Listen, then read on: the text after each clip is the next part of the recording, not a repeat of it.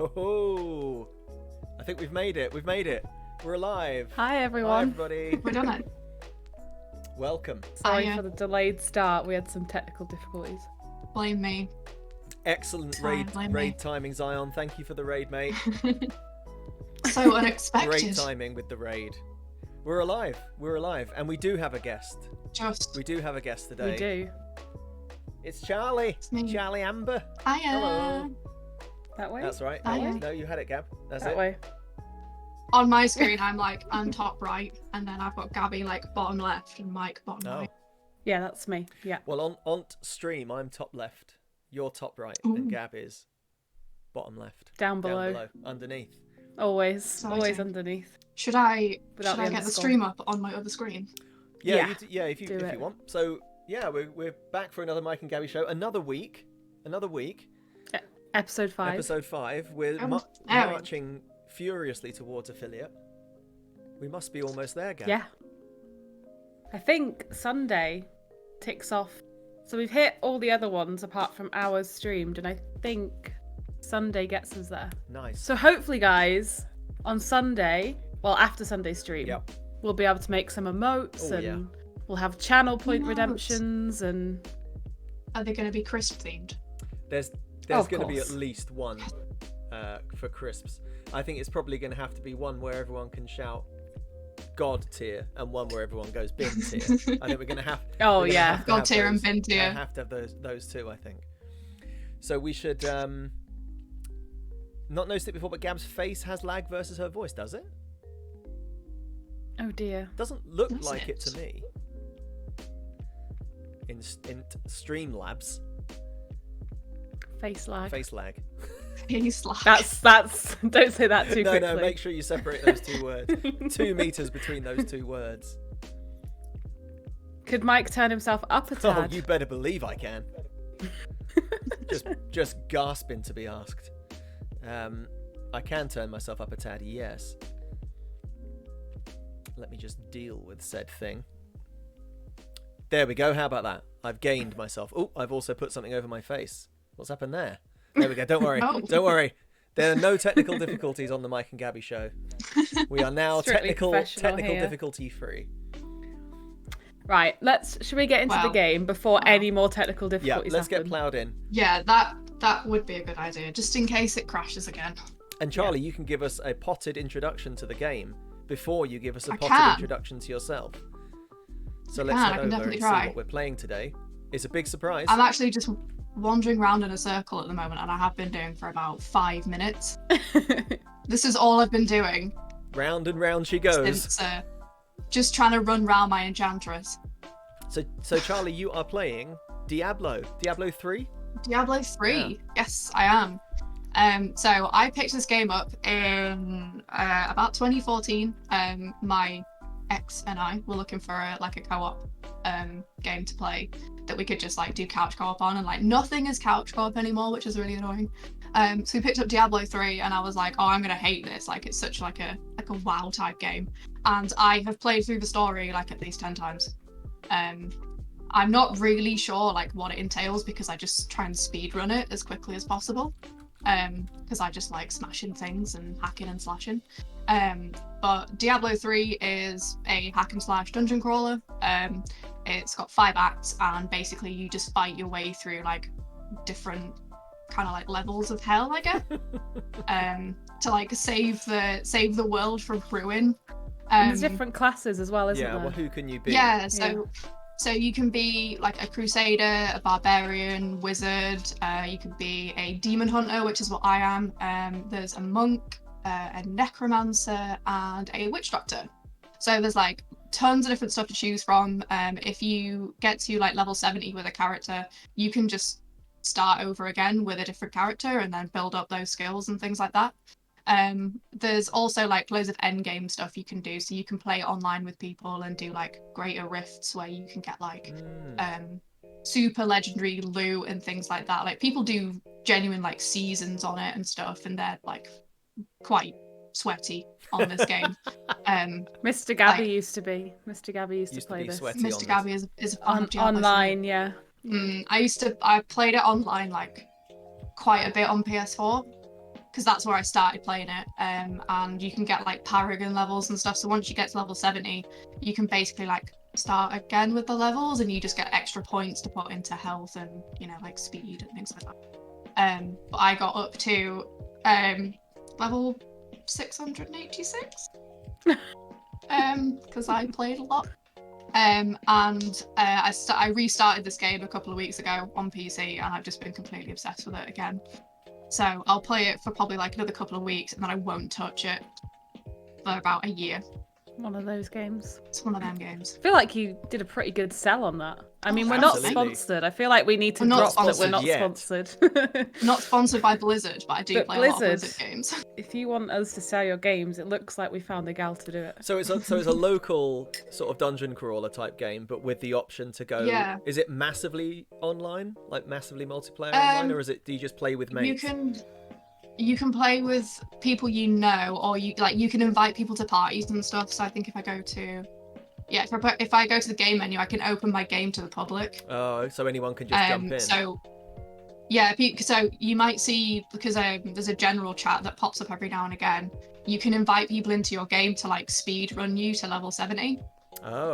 If you want to go, or if you want to like go get legendary loot from like a certain dungeon, you can put it in general chat and be like, anyone want to go get I this? see. But yeah, you may also notice that I have Mercy Wings on, and I saw that. They were introduced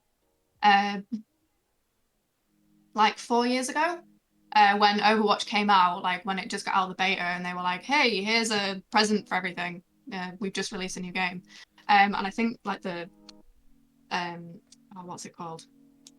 It's like the description for it is you feel a guardian angel watching over you. And I didn't know what this was like when I first got it 4 years ago, and then I started playing Overwatch and I was like, they're suspiciously like the wings from Diablo 3. Oh. And then it turns out that they were the same, and I was like, oh, shit. Well, there you go. Yeah. So what are you going to be doing now in game today, Charlie? While we're So chatting? the reason that I was a little late was because I was trying to get through the story, so that I could go into like greater rifts and just like smash stuff up. I think I've finished. I'm not sure. We'll see. So I've actually I think I finished the last boss. I'm not going to skip through everything because I know that Zion's already told me off. Yeah, I was going to ask you about this accusation that you're not a story person. No, not true. Okay, so okay, well there we go. Oh, game over. So, Well, guys, done, stream done. Well done, everyone. Thanks Well, for thanks for tuning coming. in. It's been another great episode. So basically now I can go into adventure mode, which means I can do like greater rifts and stuff and get better loot and fight bosses and stuff. Once you've So I've just finished the campaign. Sorry. Yeah, just finished the campaign. That was cool. I'll just restart that. Once you've completed So you it, are a story person. I am a story person. I love story-based games. It's just the thing with Persona 5 is that it was so bloody long that it was taking me like 20 minutes to get through a cutscene, and I just couldn't do it. Oh yeah, so I've heard about this, Mike. So there's Yeah. a game. I don't know if you've heard of Persona 5, the No. game, but Zion told me that Charlie's been playing it for years, like 5 years or something Oh ridiculous. yeah, I heard that Yeah, story. I knew I'd heard the name, but I couldn't remember where. Yeah. Yeah, so I've been playing Persona 5 since June 2017. But you've completed it now, right? I have. I've Yeah. completed it now, Hey. which I'm happy about. So I know what the map is. Tyrael, come on. So Oh, it's getting upset you've now. completed the campaign, and now you can go into adventure mode to get better loot. Is that? I mean, but you've completed it. So why do you need better loot? Is that for online? Yeah, so you can do things like you can do greater rifts to just like get your XP up. You can just continue playing it afterwards. You can do things like bounties, so you can go and like kill a specific boss. It's more like I mean, you can play the campaign through again with a different character and just, you know, see how it feels to play a different character, but I just like going in and smashing stuff up. So that's why I do all the bounties afterwards. Like having better loot just means that you can level up quicker, and you can also like do better dungeons, and you can go into games with other people. It sounds fun. There you go. I also realise I'm very expressive with my hands when I'm talking as well. Well, we've got a kind of widescreen camera view of you now, so you can be as expressive as you like, and we can see everything. I'm very, Yeah. I'm very expressive. It's because I used to teach, so like kids watch your hands a bit more when you're talking. Oh, really? Well, there you go. There's something. There's something to ask about.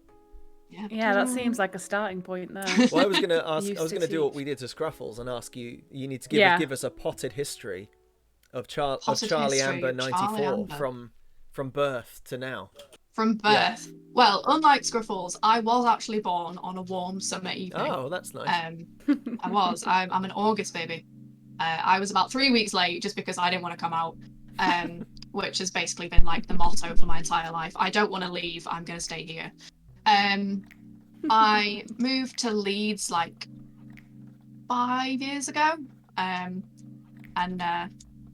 Was pretty uneventful. I swapped schools after my 4th year, so year 10, and I managed to get like really into IT. So like at my first school, IT was compulsory for like the whole 5 years of education, but at my second, it was only compulsory for 3. So like when I swapped, they were like, oh, you can do you can like redo the subjects you've already done, or you can just start again in year 10. And I was like, nope, not doing that. I'm just going to keep going with what I've done. So I got back into IT because I had to redo it. And then in 6th form, IT was like literally the only thing that I could pick. So I picked like everything around that. So I ended up learning like web development and like I say it like a bit of coding, not much. Coding is not my strong suit whatsoever. I'm absolutely garbage at it. But I was gonna go. Originally, I was gonna go into law, but I ended up in IT purely because of like how my schooling worked out, and having only been able to take like IT and sort of like IT related subjects, that's how I found Zion, because we met in graphics. Because I was in the year above him, and I could literally only take like one new subject. So I took graphic design, which I'm absolutely terrible at. And I met Zion, and we sat on the same table, and that was it. That's the story of me and Zion. But yeah, I've been involved in IT. I tried to get back into graphics, and I just can't. I'm terrible at it. But I applied to like a bunch of different IT companies for like work experience and stuff.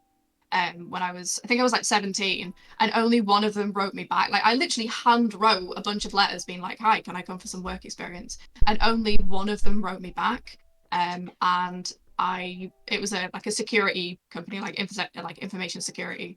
And I went and did a week of work experience. And at the end, they were like, so what do you want out of this? And I was like, I want a job. Is that okay? And they were like, yeah, okay, that sounds good. And then I stayed there for like 3.5 years. So I went for a week of work experience and then just kind of never left until 3.5 years later. But I was originally in security, and then I went into like the more technical building side of IT. Because I'm quite hands-on. I like building stuff. Like I've always really liked building Lego and stuff like that. So I got into like building servers and stuff like that. And yeah, I used to have like towers of servers that I was building one at a time. And I'd literally just do this repetitive task where like I'd build one server and it would take me 25 minutes. And then I'd literally just queue up the next one. And just queue up the next one. And I remember my boss being like, is this all you want to do? And I was like, yeah, this is very comfy with my life. I enjoy this. But unfortunately, like the company got taken over and like it didn't really work out. So I had to go back to uni. So I wasn't really chuffed at like going back to uni 3 years later than everybody else, which I know kind of seems daft, but like I always felt a bit I don't know, I felt like a bit isolated at uni because I was like, oh yeah, I'm in my 20s, and everyone's like, oh, I just turned 18 like 2 months ago, and I'm just like, oh, this is awful. Like nobody here knows how to drink, it's horrid. But I went to uni to do IT because I was like, well, there's not really like much else I could really do. I ended up teaching myself for 3 years and graduated 2 years ago, but I had a lot of fun experiences. a lot of like probably some bad shit in like 3rd year, but I think everybody has bad shit in 3rd year. And then I am now, funnily enough, working for a law firm doing IT. Yeah, here we are in 2020 on the Mike and Gabby Show. This is obviously the pinnacle of your career. So yes, clearly. This is my like biggest achievement. This is going to be the big. Can I just need to quickly ask about the game. Are you an angel with a machine gun? Is that what I'm seeing? Because it looks like you're running around and all these monsters are like, haha, and you're like, I have a gun. I'm actually gonna just tab out of this bounty because it's got spiders in it. So just in case anybody's watching that's scared of spiders, we're not gonna do that one. That's extremely thoughtful of you. I don't want to. Okay, this is probably the wrong act to be doing, I think. So before we move into, I just want to ask a question based on the chat and also based on what you were saying about building, piles upon piles of servers. Yes. Approximately how many times would you say you've heard the nice rack joke? God, so many times. Per day, you can do per day if it's... Per day? Yeah. I don't hear it a lot at the moment because I've been working from home for 9 months. So I tend to not really speak to anybody anymore. So no one checks in about how your rack is when you're working from home? No, that is not anymore. Thoughtless. No, but at my last place, it was constant. It was, I'd come out the server room and they'd be like, how's your rack doing, Charlie? I'm like, not this again. Not this again. Okay, it would be frequent.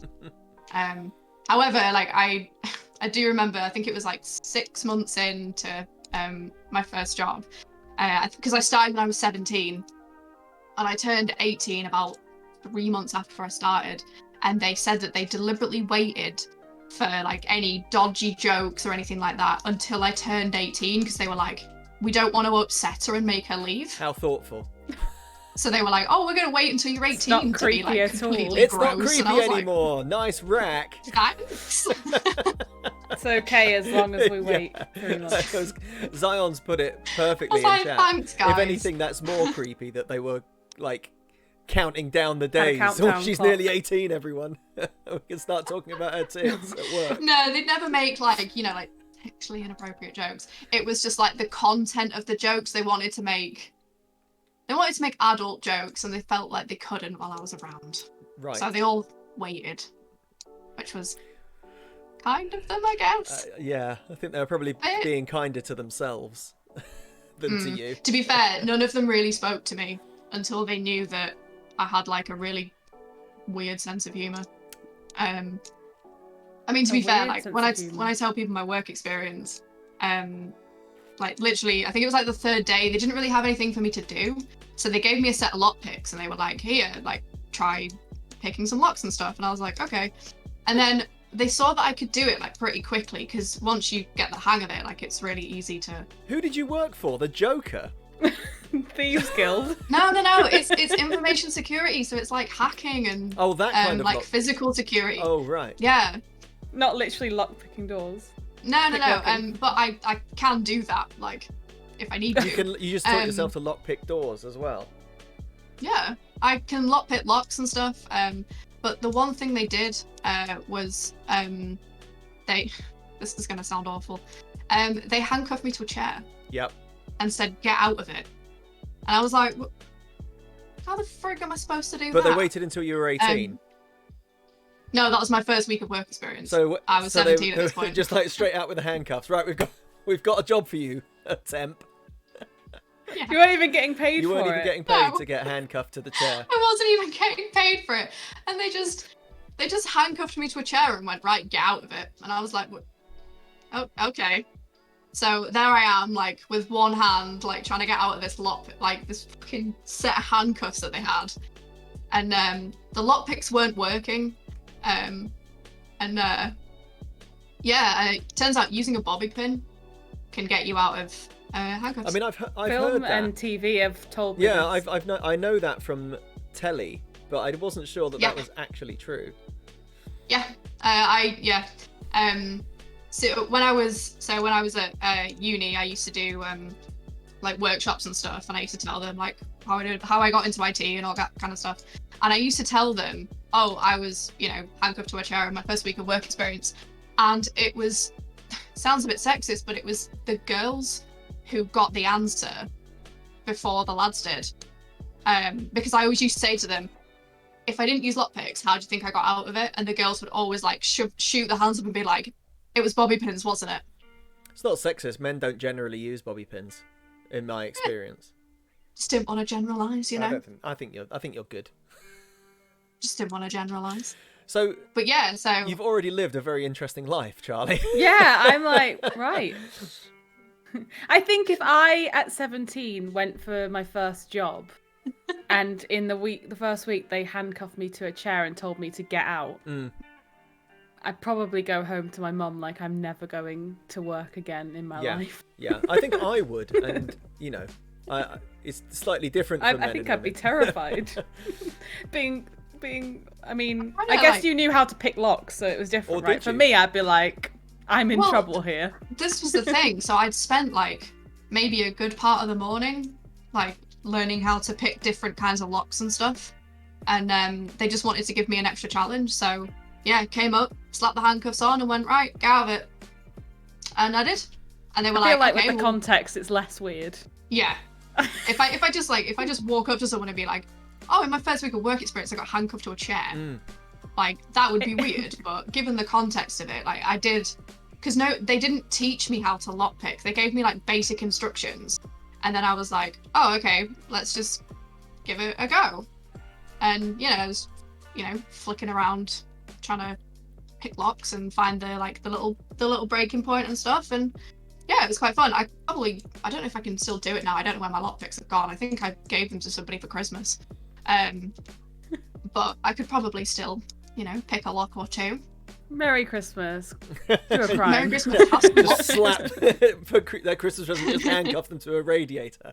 Happy Christmas. I'm gonna give you a long life skill. That's crazy. So I didn't when you were saying IT security, I didn't realise you meant physical security, like people might break in and take the physical servers. I assumed you meant like pen testing and stuff. So, well, yeah, that is what information security is. So like the physical side of it is just kind of, we're not doing it to be illegal. We're just doing it because it's an extra skill to have. Like if you ever do find yourself in a situation where like you're locked in a room, for example, you can get out. It's more teaching you about like offensive security and stuff like that. So interesting. So I'm not illegal. It's not illegal what I'm doing. I am not illegal. You are not illegal. Let's make that it's very purely clear. Above board. Yeah. So it's all above board. So for somebody to steal the servers out of your racks, you must have security in place that like not even George Clooney at his peak during the Oceans film. I don't think anyone would like steal a physical server. I think that would be quite difficult to get out of a building with it. Yeah. But definitely like breaking into, going into a server room and then, connecting yourself to the network and like breaking in and seeing how far you can go like that. Well, that was what I was training to do in my job. That's mad. Was to sort of like find. That is very interesting, Charlie. I didn't know that about you. I knew that you worked in IT. It's definitely not something that like most people will do. So is this like what you want to do for life? Working? No. So I didn't really want to do the security side of stuff, which is so baffling to a lot of people, especially people that I met at uni, because I just don't want to do it. Like it doesn't interest me anymore. Does InfoSec. So I'm more about like building servers and like deploying stuff and just doing like basic infrastructure, which is what I'm kind of training to do a bit of at the moment. But like when I was in uni, I literally could not escape InfoSec at all. Like I tried to get away from it, and I tried to just kind of completely ditch it as such. But all my friends ended up being from the security courses or the forensics courses. And then I got involved with the Ethical Hacking Society and became president. And I was like, oh my God. I'm not getting out of InfoSec anytime soon. I didn't Charlie's do like a super spy. Yeah. The next 007 should be You Charlie. should be playing Watch Dogs. Yeah, I was going to say. I love Watch Dogs. I know a lot of people don't like it, but I do really enjoy that game. It's great. Especially, honestly, watching Zion's playthrough of Legion at the moment is so funny. Yeah, it is funny. So this is only going to be applicable to people who watch Zion stream, which most of the people in chat I think are. What would you do if you were like guarding these servers and Cliff turned up? Oh yeah. Oh, I just let him first do reaction? it. I genuinely think I just let him do it. Just Cliff would fuck me up. I don't stand a chance against Cliff. He'd call you every name under the sun and then spin kick you in the head, or at least try. Cliff would probably even call me the C word. He probably would. He probably does would. love it. We don't drop that word on the Mike and Gabby Show. We don't Cliff like But that. he does love it. Cliff He does. loves it. Yeah. For context, Cliff is a character that you can get on board in Watch Dogs Legion. Is he like 74 or something? And he knows karate and he's just seriously lithe for a man of his age. He's limber. Something else. He can throw himself He's around. definitely very limber. I do like that you weren't really interested in information security, and then you just became president of the society. I mean, just dropped it. I'm not really that bothered. Everyone. Funny how life works out. The thing was that because I had experience in it, I had experience in InfoSec, so I was like, well, I have connections, so how better to further a society than having a president who has connections to like all these people who work in InfoSec. And I got re-elected. Like, guys, I don't want to do this. Re-elected. Charlie for president. Like, because I got it in the first year because I did kind of want to go for it, and I was like, right, okay, let's give this a go. And then the second year, they had nobody else. They had nobody else to do it, and they were like, "Oh, Charlie can do it again." And I was like, "Oh, okay, all right, fine, yeah, do it again, whatever." And then, because I got re-elected in my third year, I actually left a couple months after I got re-elected. So when I tried to turn up to my first meeting in September, they wouldn't let me in because I was no longer a student. Even though I was president of the society, they were like, "Yeah, if you haven't got a student card, you're not coming in," because it was held in the main building of the uni. Don't you know who and they I were am? like, "Yeah." Didn't you just break in, Charlie? I was thinking about it. Like, joke's on you. I just can pick climb locks. the wall, pick a window. I genuinely thought about it because there were certain doors that were only locked at a certain time, and I was like, if I go up through the other entrance of the library, can I get in? But yeah, so I had like loads of people messaging me being like, "Where are you? The meeting's starting," and I was like, "They won't let me in. I'm on the roof. I'm not a student." You'd have to come outside. So I had to go sit in the student union for like 2 hours until everything was finished, and I was like, "Well then, just missed my first meeting of the year," and then I got booted out because I wasn't a student. Damn. Harsh. So I got removed. So they re-elected you. From oh dear. They re-elected me, knowing I was in third year, and then kicked me out. Pretty remarkable. I mean, Yeah, electing somebody that question wasn't in interested in the chat. first place is anyway. I know. I left them with like a bunch of my contacts and was like, "Here you go. Yeah, good Like, idea. here's everybody I know. Go meet them." And yeah, they've done pretty well since then. Like, obviously they've not been able to have any meetings this year, but because COVID. Yeah. Go on, Gab. They are doing pretty well. I'm dead again. So Mount Kitty said, I don't know what this means, but I'm assuming you will, Charlie. Does the Security Society do much with BCS? Yes and no. So all of our courses are accredited by BCS, but the society doesn't really do anything to do with it, if you get what I What is mean. it? Like the British Computing Society. Oh, okay. So you can get like so at my uni, if you did a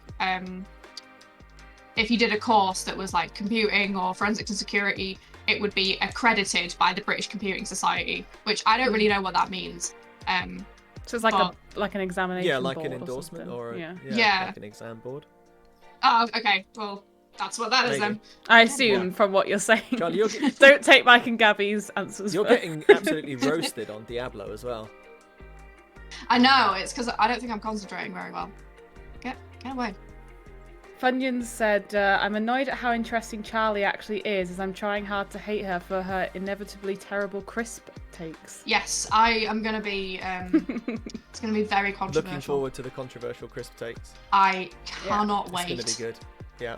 Honestly, I can't wait. Everyone's going to hate me. All the, like everything that Zion said is just going to shrink into the shadows, because I've noticed it's going to be controversial. I've noticed you in chat throwing some very controversial opinions around when other people have been playing, so I'm really looking forward to getting it all down on paper, as it were. Yeah.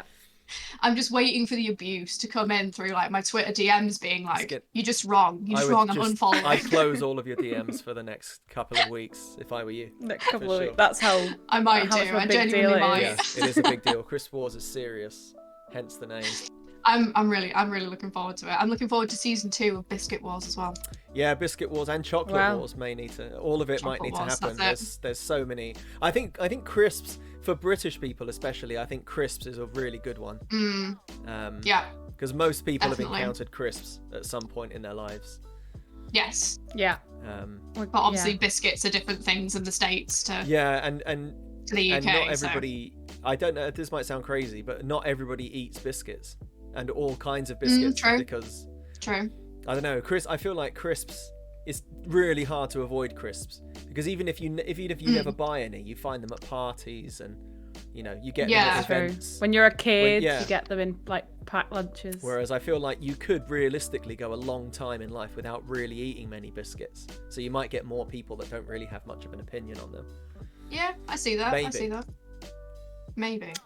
Anyway, so before we get into Crisp Wars though, because we're still a little way off. We've got a bit of time. So you said you used to teach. So did you used to teach the IT side of things? Teach kids how to pick locks? I don't know. I did try and do that once, but I wasn't allowed. So I used to do after school clubs, where we taught kids like programming, design, like all kinds of different bits and bats about IT, and I tried to throw in like not like life lessons, but teach them like other skills as well. So we used Minecraft as a teaching device a lot, because it got them to build teamwork. So we'd put them into teams and we'd say, right, you've got to build a house. So it would be like 6-7 weeks long, and I'd do it, every Monday after school, and we'd be like, okay, so you guys in a team of 5 have got to build a house, and you have to have these things on it, and they'd have to work together to get all the resources, and they'd have to build up patience as well, because like kids are very like now. I don't know if anybody else has noticed this, but they want everything very, very quickly. They want everything like as soon as possible, and like I tried to teach them patience, which worked for some of them but not all of them. So I was like, well, if you want to make, I don't know, glass, you've got to go find all the materials for it. 26 and what you want about. But yeah, so I used to use, this is a really weird one as well, I used to use Zoo Tycoon as a way of teaching them about finances. That makes sense. So like, yeah, because you only have a certain amount of money to like upkeep, like, with the animal upkeep and stuff. So I was like, well, if it goes into the red, that means that that means that you're in debt and things like that. And I was like, basically you want to keep the money in the green because that, like, green is good. And a lot of them would come out and they'd go and tell the parents like, Mom, Monday. Wait a minute, aren't I paying for Zoo Tycoon? And I'm like, oh, I don't know what you mean. And I'm just there looking over, just like, I haven't done anything at all. And I'm trying to teach them like life lessons about not going into debt and stuff. I needed you, Charlie, when I was at uni. Yeah, I was going to say I needed that. I used to play like Zoo Tycoon, and I just would always take out loans and forever be in debt. Like wow, No loans one are great. showed me. Infinite Yeah, money like forever. wow, free money. And then not actually realizing like, oh look, it's like 40% APR, and it's like, oh god, that's a lot of money. Yeah, as a kid, I would take out loans like on like Roller Coaster Tycoon or whatever, and I wouldn't understand why I was losing money in like 3 months in game time. Like, why isn't my zoo working? Yeah, but then you just quit and it's all Why isn't my zoo gone. working? Yeah. Exactly. Unfortunately, banks don't let you do that. I've heard. I want to quit the Quit bank. in the No, bank. I don't think so. Alt F4 on the bank. But we used to have prizes at the end of like at the end of the 6-7 weeks or whatever, for who made the most money, like who had the best zoo and things like that. And then with the Minecraft one, it was like we used to have prizes on who could work together best, and like nobody ever got that one because they were absolute nightmares. Yeah. How old were they? They ranged from like 6 to 11. So I would absolutely refuse to teach reception, because I don't know why, but like the only reception class I ever took, they all just walked in and burst into tears. Oh. And I didn't know what was going on. And like I kept trying to talk to them, being like, is everything okay? Like, do you need anything? And they would just start crying more and more. And I was like, I don't understand. Why are you crying? So I kind of made a rule with my boss and was like, please just put me with year 2 and up. Because at least with year 2s, you can still like have a joke about Minecraft and stuff and be like, yeah, let's break some stuff in Minecraft. And they think you're cool because you know what Minecraft is. Was reception an age group? Yeah, so reception 4 is... and 5. So it's like the first year of school. So it's like reception, then year 1. I'm a southerner. I didn't have reception. What was the first year of school you ever went into? Year 1. No, you do reception, then year 1. Reception to year 6. Look, I'm way older year than you, 11. so it was different. I come from the land of penny farthings and, you know, groats. It was all groats when I grew up, so it's different. Yeah. No, we just had infant school where everything was just year 1, 2, 3, year 1 and 2, I think, and then you just went year 3 was the first year of junior school or primary school, where I'm from. But the way that things are labelled in the education system is different, like in different parts of the country. It is different. Yeah, that's why I said after my 4th year of high school, of secondary school, rather than saying after year 10, because I know that some people don't know what year 10 is. Yeah, see, I had year 10 and year 11 because my school was a 6th form college as well as a school. So if you stayed on, you just carried on going through the years and nothing ever changed. Yeah. So like my school didn't have a 6th form as well. Yeah, not all schools do they? So then you end up I had to go to a somewhere different else. school. Yeah, but I mean, one of my kid. friends who was also a southerner went to middle school. I was like, what the hell's a middle school? I don't understand. I'm still not sure what a middle school is. So yeah, schools are weird. No. But that's cool. I went to nursery for like a month, and I hated it so badly that I just didn't go. Then we had the whole reception to year 6, and then year 7 to year 13. Oh, right. I honestly, if anybody mentions like middle school or anything like that, I'm just like, what is even that? high school, I'm not. What is this foreign term? Is high school 16 to 18? High school is just secondary school. Oh, so it's different in the States as well then. I think kindergarten is like nursery for us, middle school is like primary school, and high school is like secondary school. And then they call university college. Yeah. Yeah, they do. Because they have to stay, because obviously, well, it's changed now, but it used to be in England that you could stop school at 16. Whereas in America, you have to stay on until you're 18. So you're in high school. I think that's changed for UK now as well. I think you have to be in education or an apprenticeship until 18. I think my year was like the last year that you could stop. No, mine was 16. I think. Oh yeah, because I did it, and I know I'm younger than you, so. Okay, fair enough. Yeah, you definitely wasn't. I stopped learning a long time ago, so I'm not sure about any of this stuff. But yeah, we're always learning. Something else you said. Speaking of which, you said earlier, Gab asked you if this is what you're going to do for if the security, the IT security is what you want to do, and you said it wasn't, but you didn't say what you did want to do. Oh, so at the moment I'm currently training with one of the engineers to do like deployments and like building desktops and servers and things like that. So what I do for about 8 hours a week is a lot of stuff to do with software deployments. So basically, because we've got 2,000 people across the entire company, it's really difficult to say to them, hey, you need the new update of Google Chrome. Yeah, of course. Because not everyone's gonna, know how to go and update Google Chrome and whatever, or whatever software it is. So basically, we work on just doing like a blanket deployment of that Google Chrome update to 2,000 people. And it's actually a lot difficult than I was bargaining for. Because I get like deployments and stuff because that's what I used to do. Like it seemingly very easy, but there's a lot of things that I've got to factor in. And honestly, like I didn't know how many bloody locations we had until I started working with this engineer. Because we have so many offices and there's so many different things that we have to factor in. Like, so we've got there's a lot of different laws. So we've got an office in Luxembourg, for example, and they have very, very strange laws surrounding like IT and finance. Right. So there's like different things that I have to factor in, like when I'm pushing all this software out to them. But basically, I try and have as little interaction with users as possible, and that's what I'm gonna try and keep doing.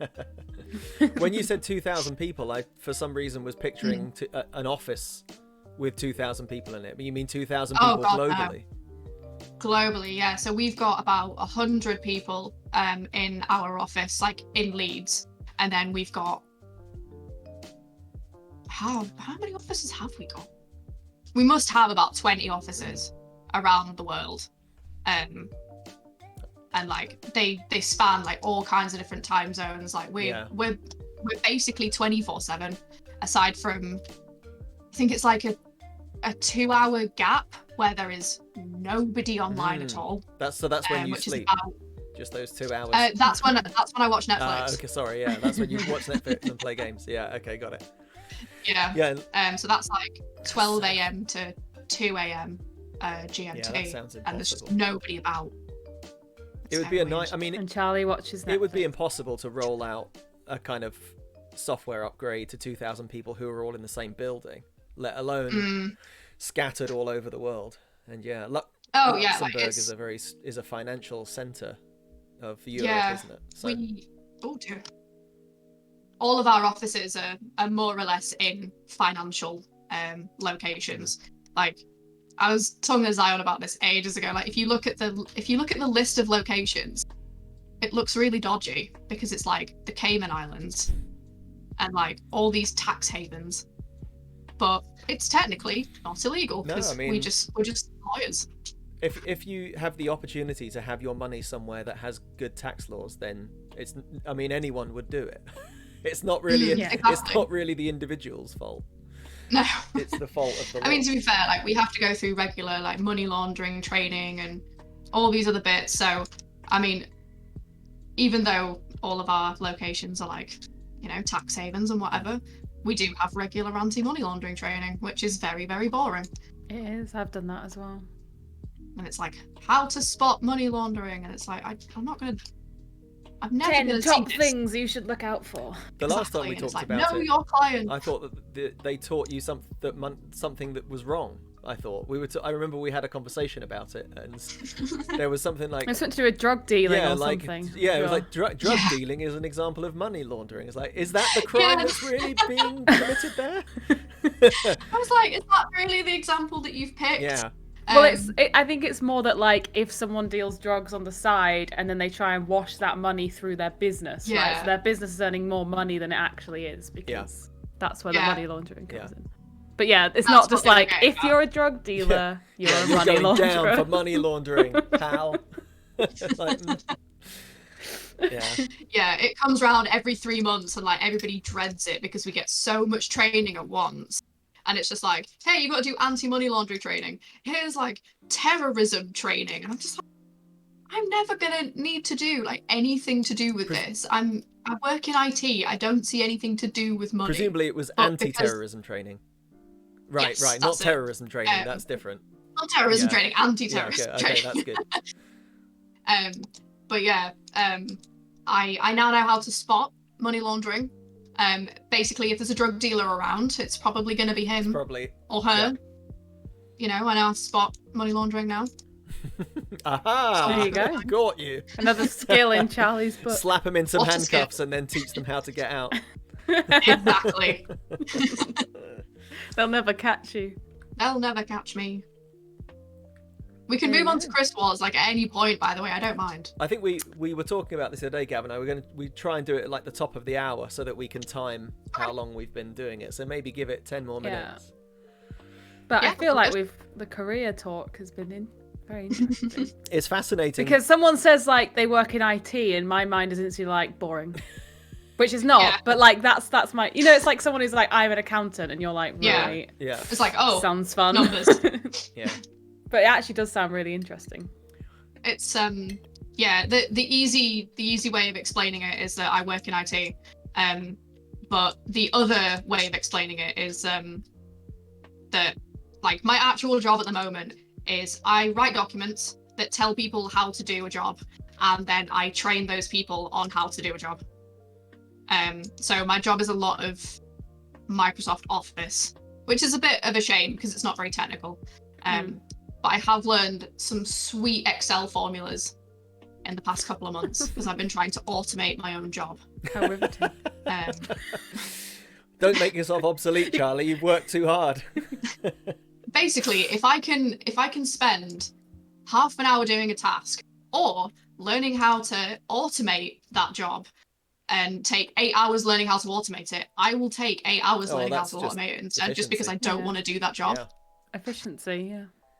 Makes sense. But you're not training people how to use Excel. What are you training? No, I'm not. What are you training them about all the interesting stuff that you do, presumably? So I'm teaching them basically how to do their job, if that makes sense. So and the team that we work in is it's like level 2 support. So we're not the people who, you know, answer the phone and be like, IT, have you tried turning it off and on again? We're the people that it gets escalated to if the people who pick up the phone can't fix it. So we do like sometimes it's more like short-term workarounds, but sometimes we do like long-term fixes as well. So it would be things like so we have a piece of software that occasionally it will just die and it just won't work properly, and people won't be able to get to it and all this. So we've got to go on and we've got to like restart a service or like reboot it, or do like some back-end stuff, and then it brings it back up. But I have to teach people how to do that. Right. So at the moment I've been doing a lot of like Windows updates training, which sounds very basic, but you'd be surprised at how many people with a degree in IT can't do like Windows updates. I am surprised. I'm surprised that anyone can't. It's the simplest thing I think I've ever had to train, apart from like restarting a service. Doesn't Windows do it for you? I thought. maybe I'm doing it wrong. No. It could be. So yeah, you're like, that's ridiculous. It turns out you've been doing it wrong this entire time. I'm still on Windows 95. That's right, isn't it? So unfortunately, some of our servers don't patch properly, so we have to go on and do it for them because they get in like they have a bit of a tantrum and they're like, I'm not going to do it. You got to do it for me. So we've got to go on and, you know, manually patch those servers, which is basically just clicking install on an update. Basically how you would do it on your own desktop PC. Got it. But it's I write a lot of documents. And usually if any documents need changing, I'll get an email saying like, oh, this is wrong, could you change it and send it out to your team, and then like, I don't know, train people on it. I'm currently refusing to train people. But that's another story. Do that? I can, yeah. Because they're all a bit shit. I can't work with these people. I can't work with these people. They're very difficult. But yeah, so I'm currently refusing. Dear, what's that? Frugal Thorn. Nice. So what did you just do? Yeah, you just beat a fireman.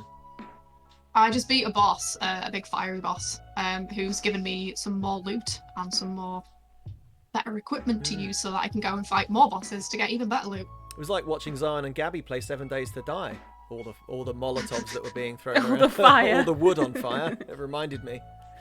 Reminiscent. I'm really surprised this like platform here hasn't just disintegrated. Yeah. From all the fire. It seems like it's made of rotten wood. This is a real issue with video games, you know. Like, I've noticed a lot of video games that will have really particular things that happen, but like set wood on fire doesn't matter. Same with Ark. Like, oh, it's fine.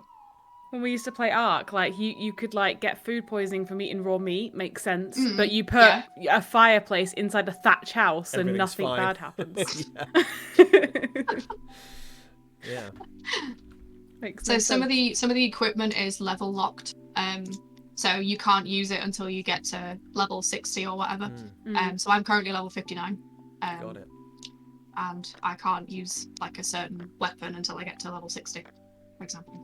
So I mean, maybe we shouldn't get into this yet because we're about to do Crisp Wars, but I'm curious at what point you started streaming during all of this time. Yeah. So I started streaming in June. Oh, just a few months ago. Just a few months ago. So I didn't really... The only thing I knew about Twitch was Twitch plays Pokemon from like 6 years ago or something. And that was the only time that I'd ever watched Twitch or whatever. And then I think it was maybe a couple of years ago, Zion was seeing this girl who was also a Twitch streamer, and I kept kind of like, you know, hopping in but not really understanding what Twitch was. Like, it was really difficult for me to use for some reason. And then when lockdown started, Zion was like, oh, sorry if I don't respond, like I'm streaming on Twitch. And I was like, what's your account? Can I come watch? I didn't know if it was going to be like weird for your mate to watch you. So I started watching him, and I just watched him like every single day and was like, this is pretty good. I enjoy this.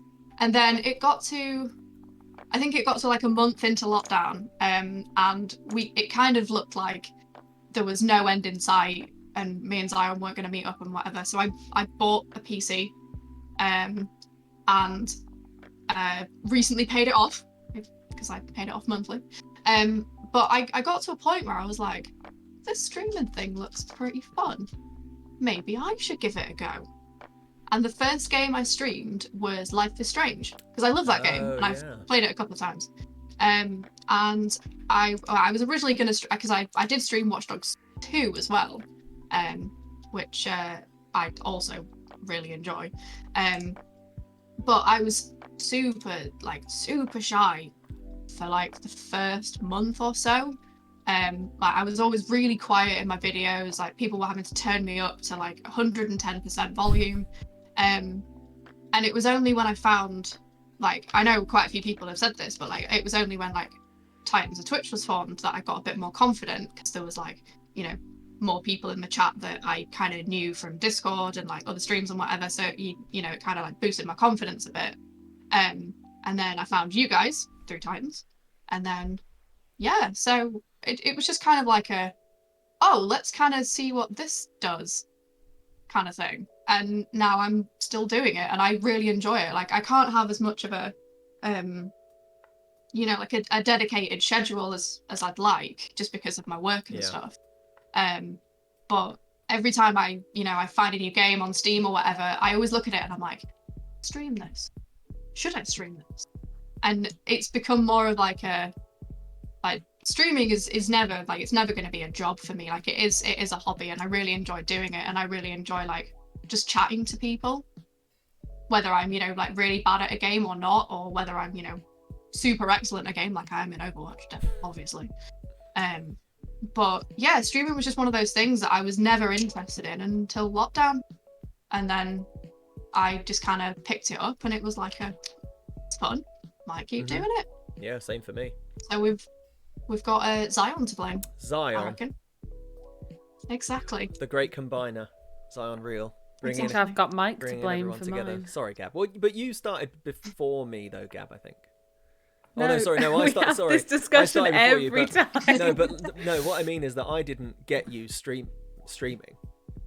No, I just started streaming. Well, after that charity stream, I thought this is fun. I got nothing to do because I worked at a restaurant at the time, so I wasn't working. But then I still can't believe you did a 12-hour stream. Was it a 24-hour stream for your first ever stream? Yeah. Jesus. Well, it wasn't a 24-hour stream. It was a 24-hour gaming marathon that I streamed, so people that donated knew that I'd done it. But then I was like, this is fun. Got nothing else to do. I'll do it. And then, but I don't know if I would have carried on without Mike raiding me and making the Artful Gabby. Forcing the Artful Gabby. Now with one I actually have to give Mike like 20% of my profits because that's it's a contract he made we agreed early on. I do it to everyone I raid if you become famous. So Charlie, you can expect one through in the post. That's okay. I'll give you at least 10%. Done. So I'm deliberately not going into another bounty because I'm aware it's I was going to say, the hour. Are you doing that? Because we could shift over. We could shift over to. Oh no! I'm happy to do the controversial. Should we go for it, Gab? Are you ready? Yeah. Okay, let's do it. Play the sound. Playing the sound now. Let's be controversial.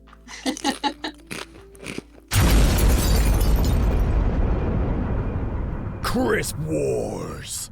Okay, it has been played. Oh, we have actual numbers now. Yes. So Gab and I said. Gabby's idea. We sort of said early on. Whose idea was it? Yours. To put the numbers on, not like the number thing. Yeah, so we decided early on that we can't just have each individual person do it and then just never talk about it again. It makes sense to like have rankings. So everybody that's come before, these scores will also be applied. But yeah, so the idea is that at the end of season 1, maybe, of the Mike and Gabby show, we'll be able to declare like these 3 crisps as the top 3. The leaderboard, or whatever, or like these are the universal bin. You know, Gab, we could actually probably go to a newspaper or something and say, because genuinely though, about once a year, newspapers or websites, they like to publish a ranking of where they think crisps could go because it has such a massive. I reckon we could definitely write to something highbrow like the Guardian and be like, look, the Guardian, we've done your research for you. Made this up off the top of our heads. This has come from a number of very reputable Twitch streamers. So I think. And I've also decided that bin tier should be -1. Yeah, -1. So like, if you bin a crisp, you're taking a point away. Yeah. So it does actually. It does actually have a huge repercussion. A massive repercussion. So Charlie, get us started. Okay. With salt and vinegar discos. Ugh. Okay, so what are we ranking? Is this the flavour or is it the crisp itself? I mean, you have to the entire thing. It's kind of both because the flavour is vital because the flavours are very specific. So see, this is the thing. I don't like salt and vinegar. At all. That's okay. See, that was my thing when I was judging, but I actually put a few salt and vinegar crisps in top tier because I enjoy the crisp, you know, or the brand, or the packaging. Yeah. So it's everything encompassed. Yeah. So I put the cheese and onion squares. I think I put in mid tier because but Mike hates they're cheese squares. But I don't hate cheese and onion, but it's a low tier flavour. But because they were squares, they got a little bit of a jump. So. I think I've only ever had discos once. I think that was when I was like quite young. I'm gonna go for mid tier purely because they're just neutral for me, I think. You'd eat them if they were the only thing in a bowl at a party. I would just be like, oh, let's have I would kill for a disco. Why not? At any given time. Kill for the crisp or the actual. Well, either. Like a Imagine disco. if you went to a disco and you took discos. Discception. Disco just came like confetti from the sky. Exactly, double disco. No one can argue with that. Okay, so lightly salted Tyrrells are next. Okay, so Tyrrells are a bit of a Tory crisp. I've got to be honest. We were talking about this before. I'm gonna have to put them in low tier just because I'm not rich enough to buy Tyrrells. Okay. Well, mid tier is fine because I think they're also a little bit. The lightly sea salted ones are a little bit nothingy. Yeah, they're okay. It's just like Low tier, Mike. Oh, did you say? I thought you said mid tier. Sorry. Low tier. Low tier. Sorry, my bad. Get them down. Yeah, they're a hangover crisp for me. If I was hungover, I could have them, and if they otherwise, I'd probably leave them. Okay, that's fair. T-bone steak flavored roysters, and let me blow up the roysters so you can properly appreciate the bubbliness of them. I don't think I've ever had these. However, they do look pretty good. They are good. Although meat flavour crisps, I just... It's a sticking point, I understand. It is. Maybe we'll go for low tier. It's because it's meat flavour crisps. Rather than bin. Yeah, I'm not a big fan of meat flavour crisps. Just find meat flavour crisps. I don't love meat flavour crisps either, but certain ones are amazing. I would say that they're okay as meat flavour crisps go. It's all about those beef and mustard Brannigans. Ugh. Oh god. Anyway. Right, Charlie, hula hoops. Oh, I love hula hoops. God tier. Oh, God tier. I didn't make a We've got a God I didn't tier. make a God tier sound. Damn, I need to do that. I love it. Yeah. I'll do Big it for fan. you. I'll do it for you for today. Well done. Cheers, Gab.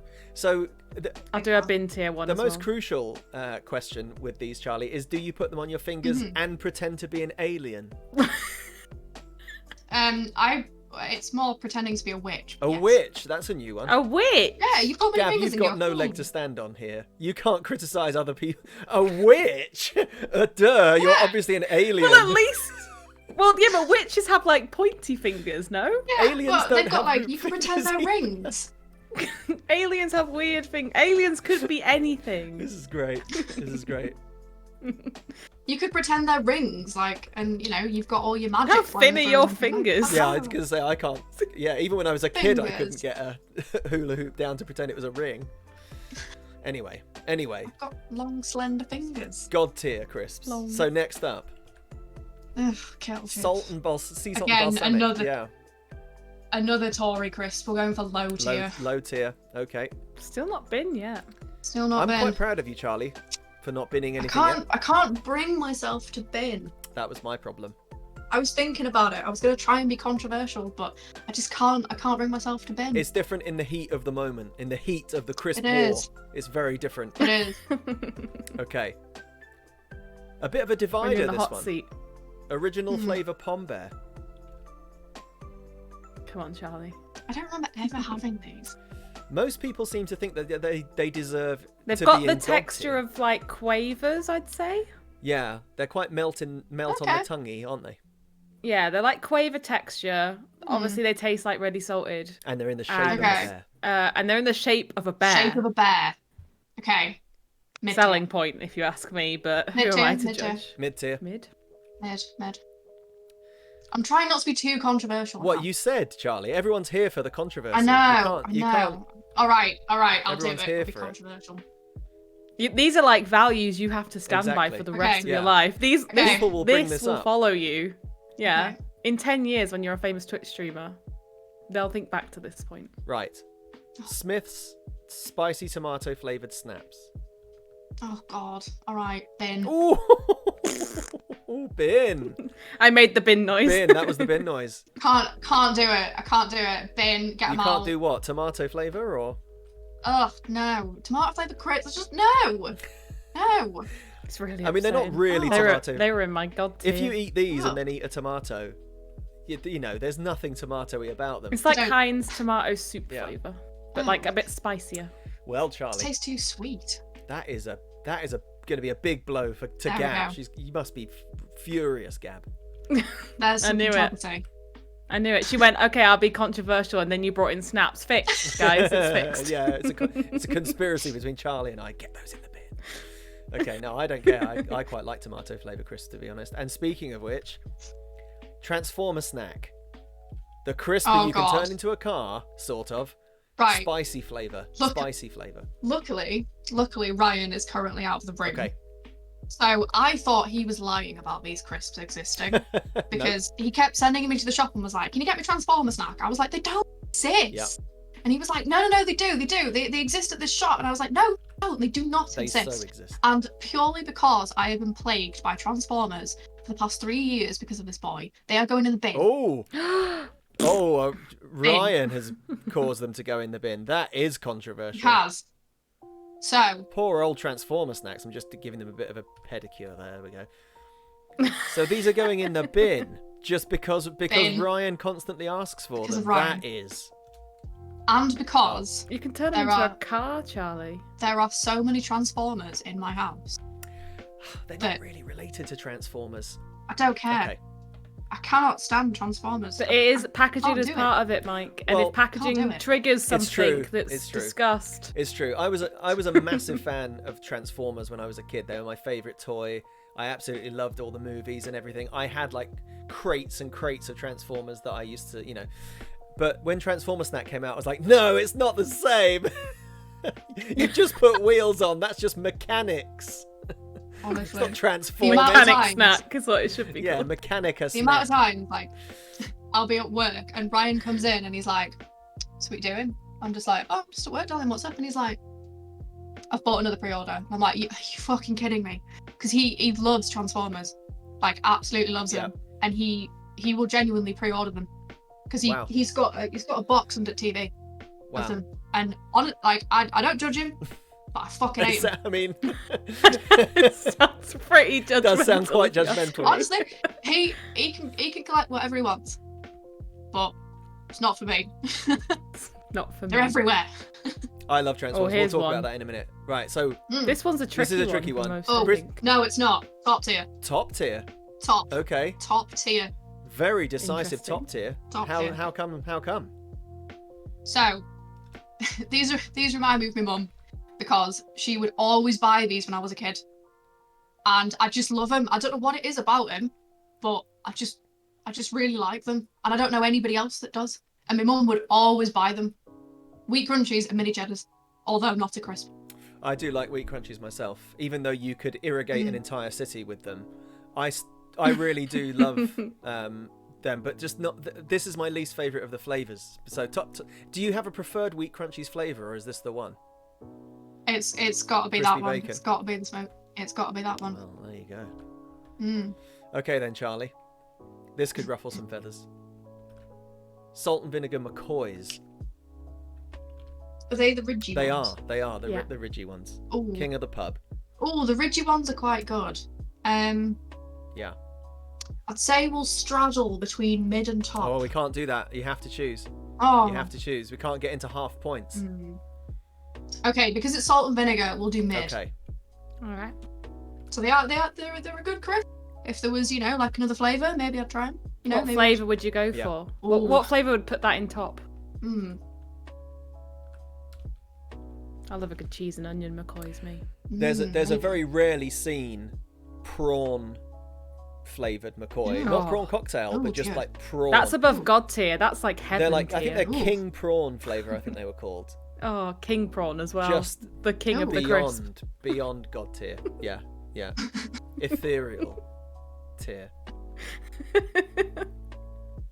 I see Martin's upset already. Yeah, well, I mean, McCoys are very divisive because McCoys are, I think, could say king of the pub. And so, yeah, a lot of people, including me, absolutely love them. Speaking of which, a lot of people so far on the Mike and Gabby Show have loved Skips. Oh, God, Bin. Oh, get out. Bin? Minging. Oh, I can't see Gab's face right now. Oh, I can now. Disgusting. Look at Gab's face. Skips in the bin. I couldn't even do the bin noise because I was just so dumbfounded. Bin, rancid, out. Rancid. What? Wow, these are some seriously. Wait. Is it the flavour? Is it the texture? Is it the colour? I hate it. It's the fact that they're like prawn crackers and they sizzle, and I hate it. They sizzle on your tongue and it just it's gross. That's huge. I love a prawn cracker. Do you not like prawn crackers either? Depends. If I can eat them with rice, but I can't eat them by themselves because they make me feel a little bit. Wow. We should get a Chinese sometime, Charlie, so I can have all the prawn crackers. I think that's more shocking to me than the Space Raider controversy. You wanted controversy.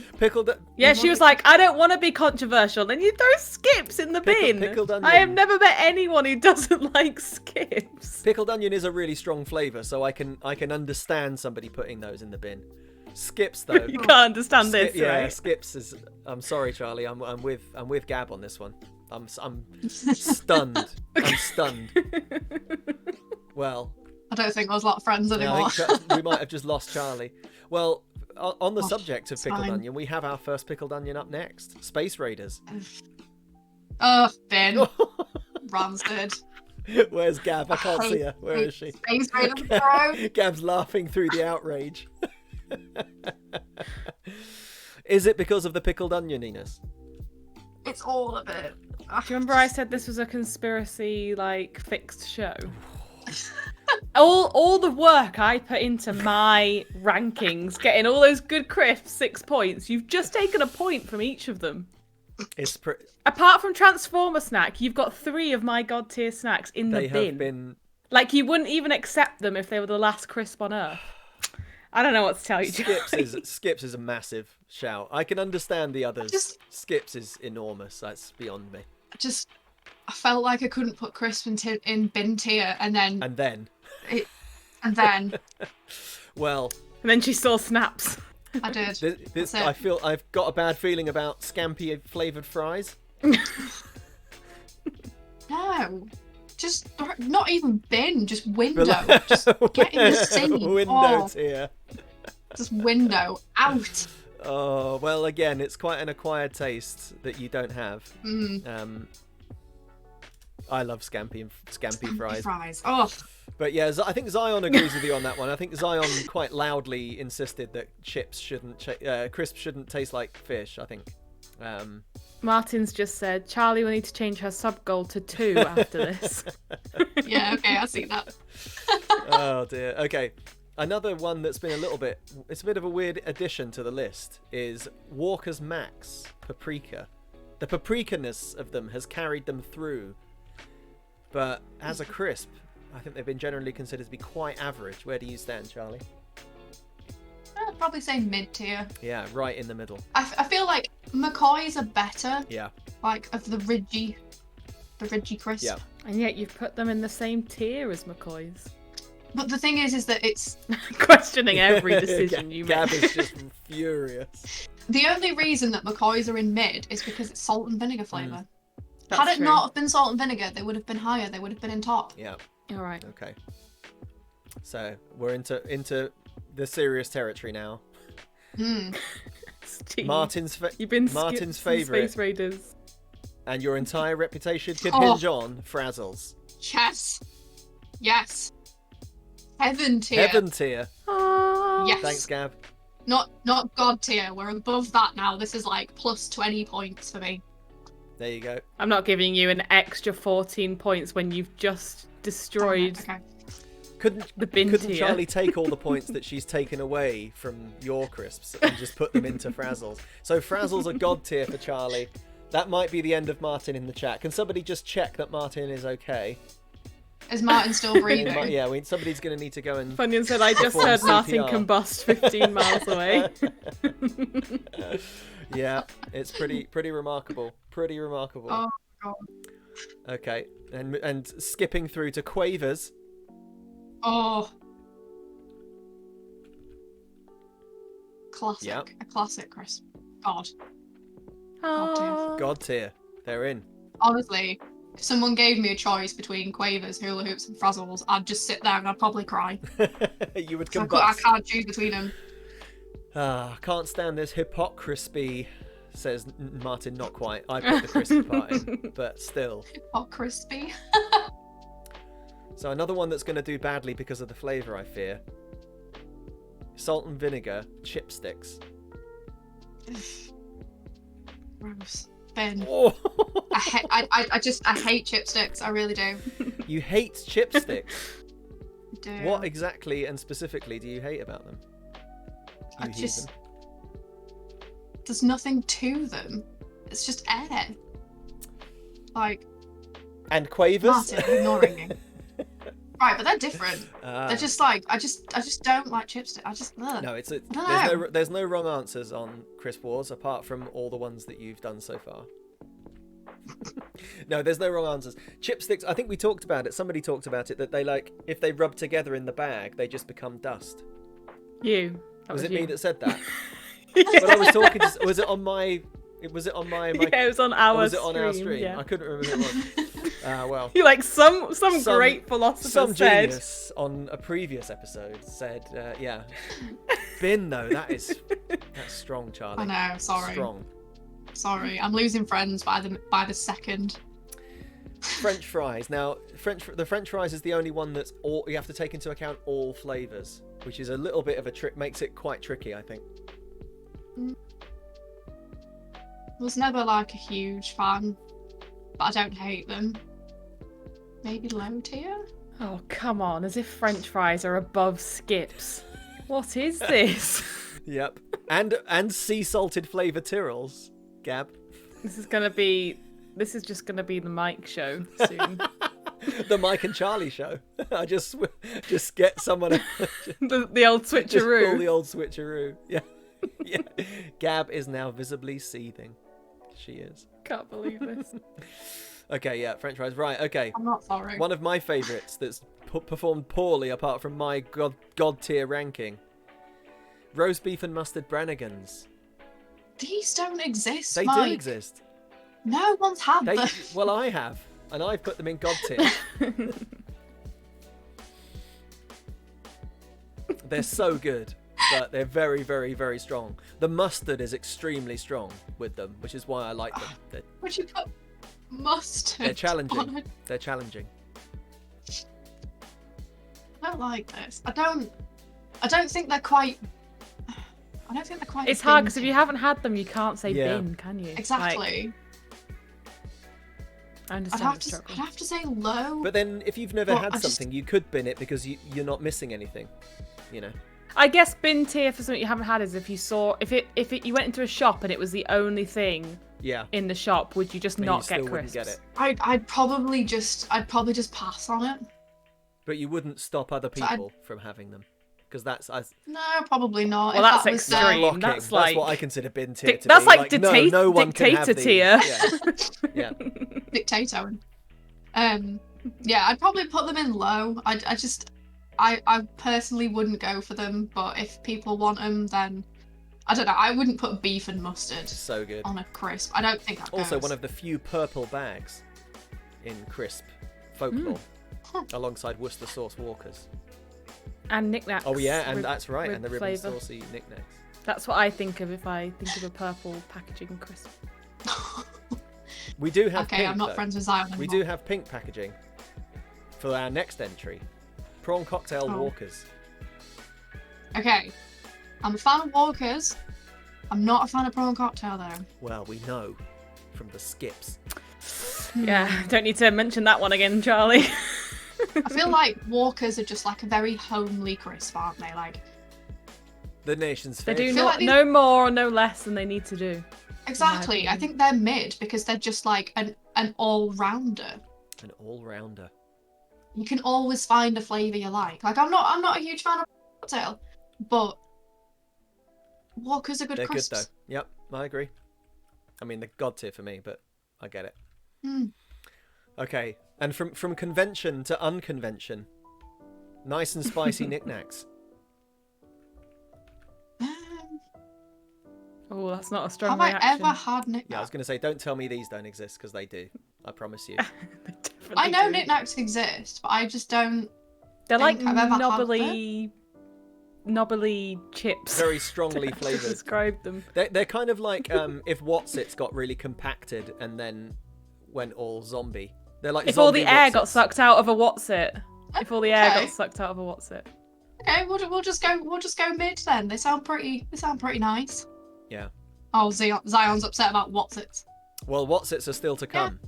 I think what's Wotsits it's are the still last to come. Wotsits crisp. are the last crisp on the list. We've only got 7 left, actually. And speaking of Ooh. Zion, this is one of Zion's least favourite crisps. Sour cream Which one's that? and onion Pringles. Now, okay, so Pringles, great. Yep. But sour cream and onion are just not really the one. What? What is They're going on? They're not my favourite. They're not my favourite. Okay? No, I'm not angry at you, Charlie. This has just been an opinion that a lot of people have had about sour cream and onion that I've been surprised about because it's always been like a top choice for me flavour-wise.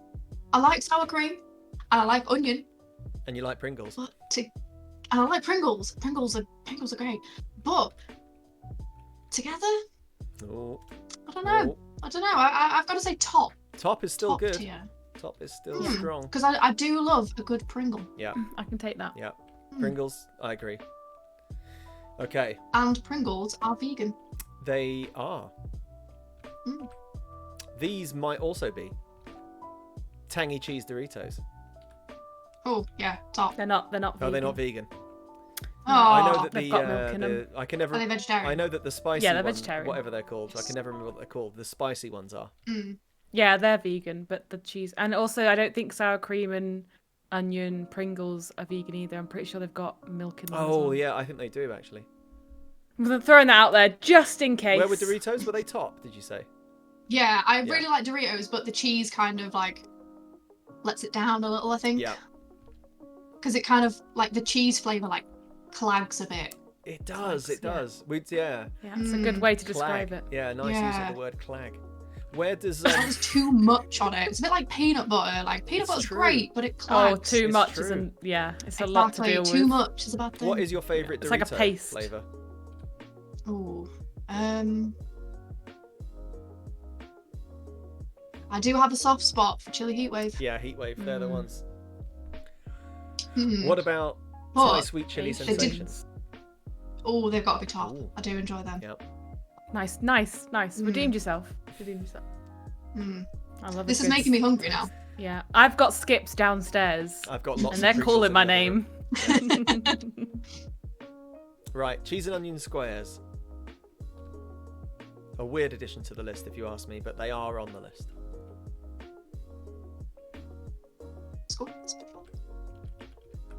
They're kind of similar to like quavers in texture as well, aren't they? Yeah, I think mid. Like if they were there, I'd eat them, but I'm not gonna go out of my way. So is that mid? Yeah, I'd say mid. Gabby, let's share some skips and seethe. Zion's just said. Share skips. They're my god tier, Zion. There's no sharing god tier crisps. Right, pickled onion monster munch, Charlie. God. I'm going to lose some friends over this. Uh-oh. Bin! Oh, another bin. Bin! I mean, it's hard to put pickled onion Space Raiders in there and not the Monster Munch, I think.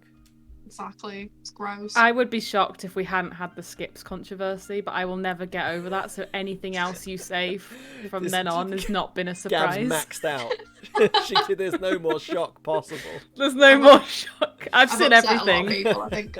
On the 4th of December 2020, I saw everything. You saw everything that there was left, yeah.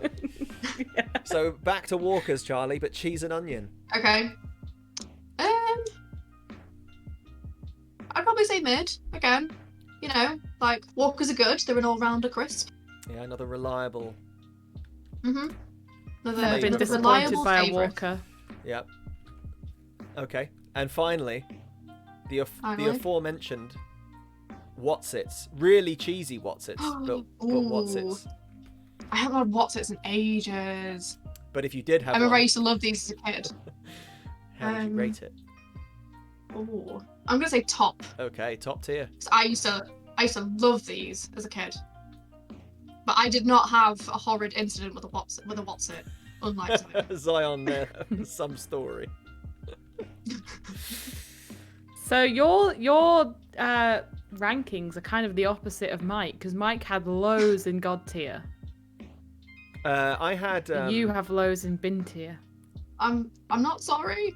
I'm a bit. Maybe. Yeah. I don't think Charlie's as passionate about crisps as we thought. I'm not. You can't be passionate about crisps and put 7 of them in the bin.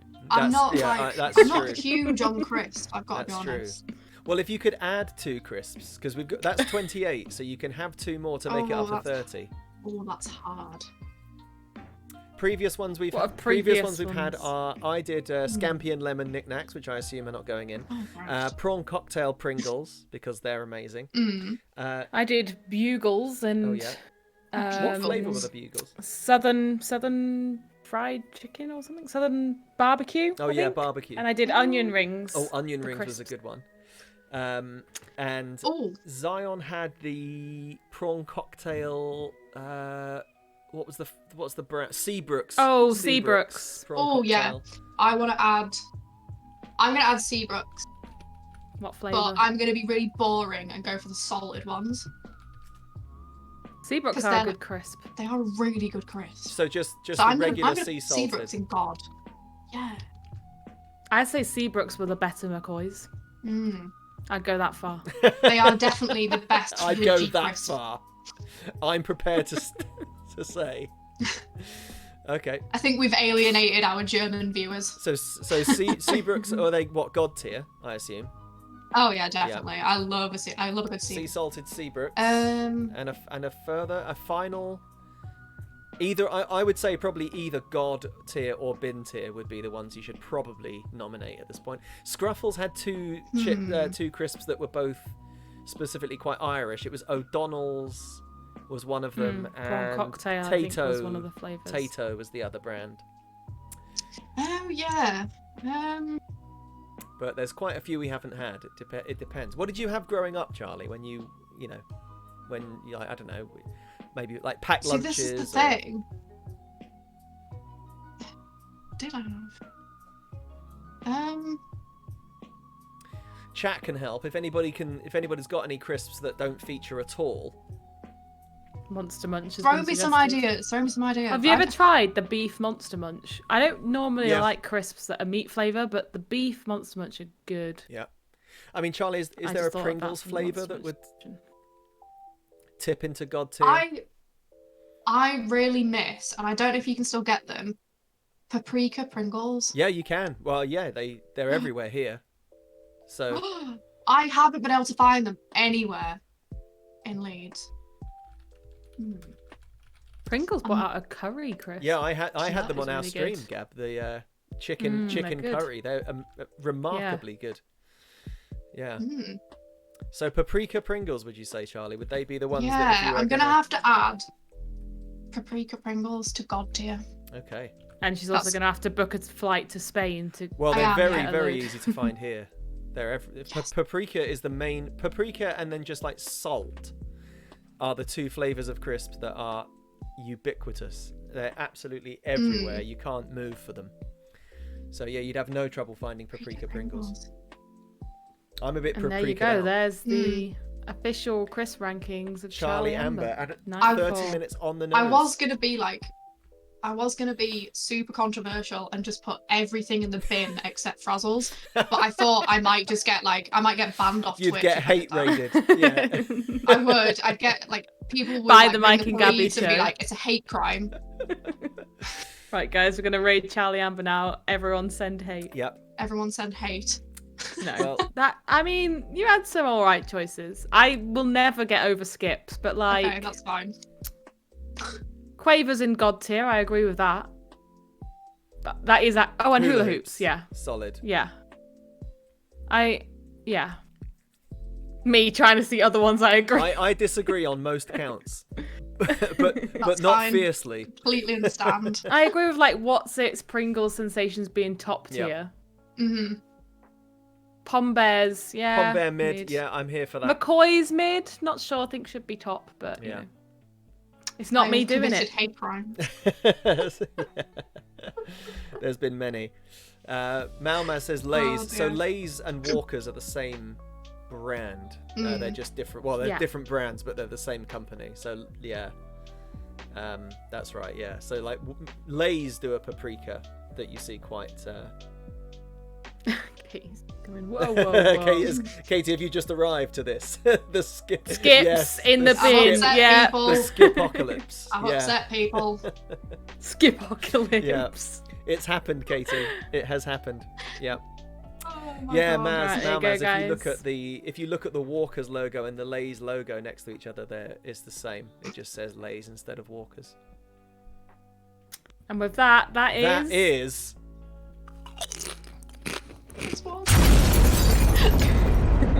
I can't hear the sound, so Chris when it's going. It's done. It's been done.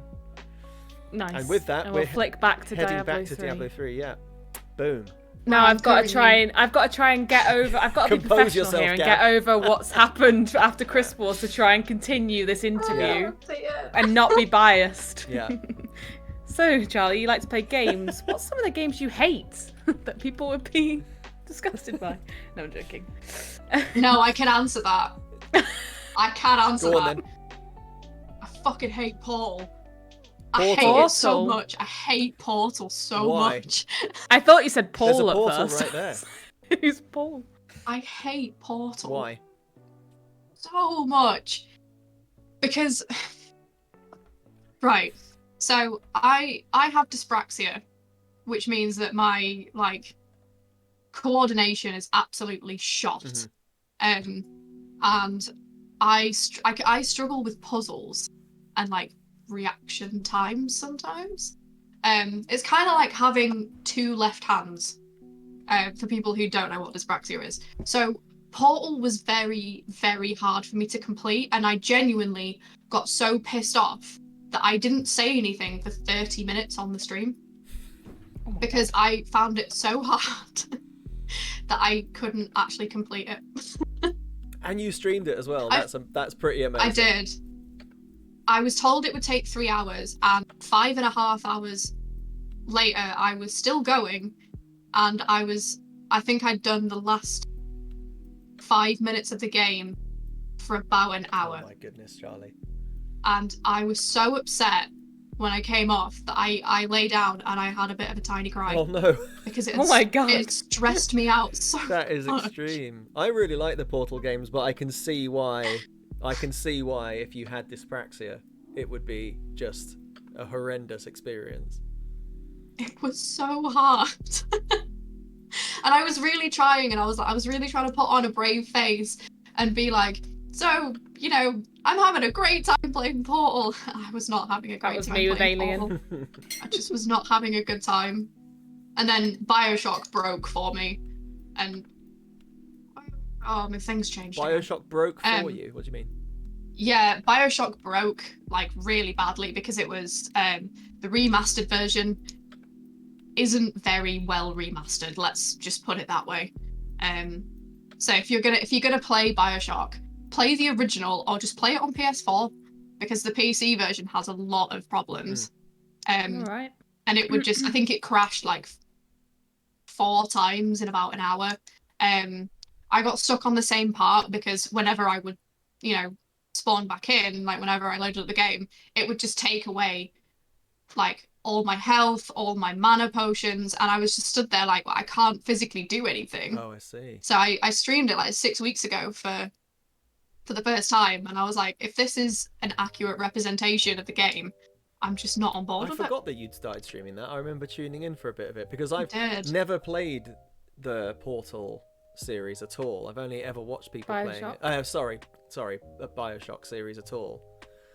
I've only ever watched people playing it, and I was like, oh, well, if Charlie gets on well with this, I might have a go at it. I might, maybe I'll think, because it was in the sale, I think, at the time that you were playing it. Or it came, or yes, I think it was. The complete collection like dropped into the sale after you'd said you were going to play it, and I thought, oh, I might pick that up if Charlie likes it. And then I think Georgie got on quite well with it. I don't think she had any issues. I'm not sure though. Can't remember. Okay, so Portal's a game that you hate. Yeah. We should go to games that you love. So let's talk about the kind of games you love. I'm expecting building games to be in there since your love for building things. So I like games as well that don't really require you to have a fast reaction time, for obvious reasons. But I enjoy games like Journey and Firewatch, which I streamed a few months ago as well. Very sort of like very story based, that don't really require you to do anything other than moving and like maybe interacting with a couple of things. I really enjoy the Telltale games. I know they're quite boring for some people. I like them too. But I really liked them. Is Firewatch the one where you're in a kind of foresty, woodlandy area and someone's talking to you over an intercom and you kind of just move between checkpoints and you have to try and figure out what's going on?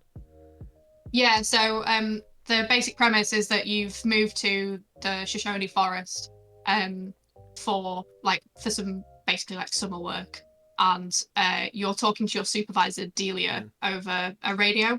And there's like a few fires and stuff that keep happening, and you've got to figure out why the fires are happening and like what's going on. And it's only about maybe 3.5, 4 hours long. But I just really enjoy it because it's not very fast paced. It's, it doesn't really require me to do anything strenuous. Which I'm not really a big fan of. And it's a little bit creepy, isn't it? I think from what I've It is, seen. yeah. So there's a bit in it that always makes me jump, even though I've played it God knows how many times. Yeah, I really enjoy that. I mean, I like Overwatch as well. I'm not very good at it. But Overwatch does require you, surely, to have a fast reaction time. Not as Mercy. Is Mercy the healer? I've never really played. Mercy is a support character. You have to adapt to the situation, but because it's teamwork, I think it's easier, isn't it? Because people are shouting out to you, like, "Oh, there's a Reinhardt there," so you have to, So I can be like, "Oh, Gabby, I'm gonna like fly to you, and you can shield me and stuff." Oh, I see. Or like, "Oh, Katie, I need to come to you." So I would say really that like Overwatch as like a game that I just play without thinking, or just hang out with friends. Yeah, same. Most of it is me going, "Charlie, help!" It is though. Something I did manage to finish recently, Persona 5, is also a great game. If you haven't played it, I would recommend it, but it is a very big commitment. I think my play time was about 85 hours. Wow, that is a lot. Wow. Yeah, that took a lot. I mean, 3 years. I'm gonna play Persona 5 Royal. I've got it. I'm gonna play it. What's the premise of that game? So I don't really know. You basically go around like as a group and you change people's hearts. So there's like you go through it. It's based on like the 7 deadly sins. And you have to go through like 7 palaces or something. And like steal people's hearts, so you have to change their mind and like change the way that they go about like their personality and how they are as a person and things like that. It's kind of like the whole thing between good and evil. Like if you could have a perfect world and get rid of all the bad people, it would be that game. Like I'm sure that Zion's gonna disagree with me on that, but basically you're a high schooler that's transferred to a new school. You find like loads of friends. What responsibility for a high schooler? Yeah. Fix the evil in the world. Also define evil. Is that I wouldn't want to have to even things do like that. Politicians.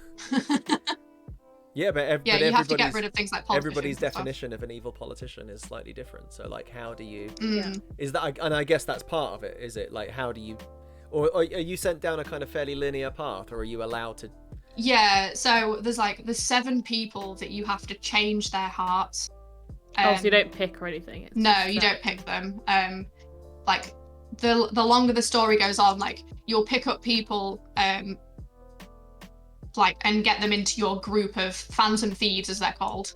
And I'd say like most of them have like someone that they would need a change of heart. Like there's one who there's one that's a politician, there's one that's like a high school teacher, and then there's like one that's like the CEO of like a big company and stuff.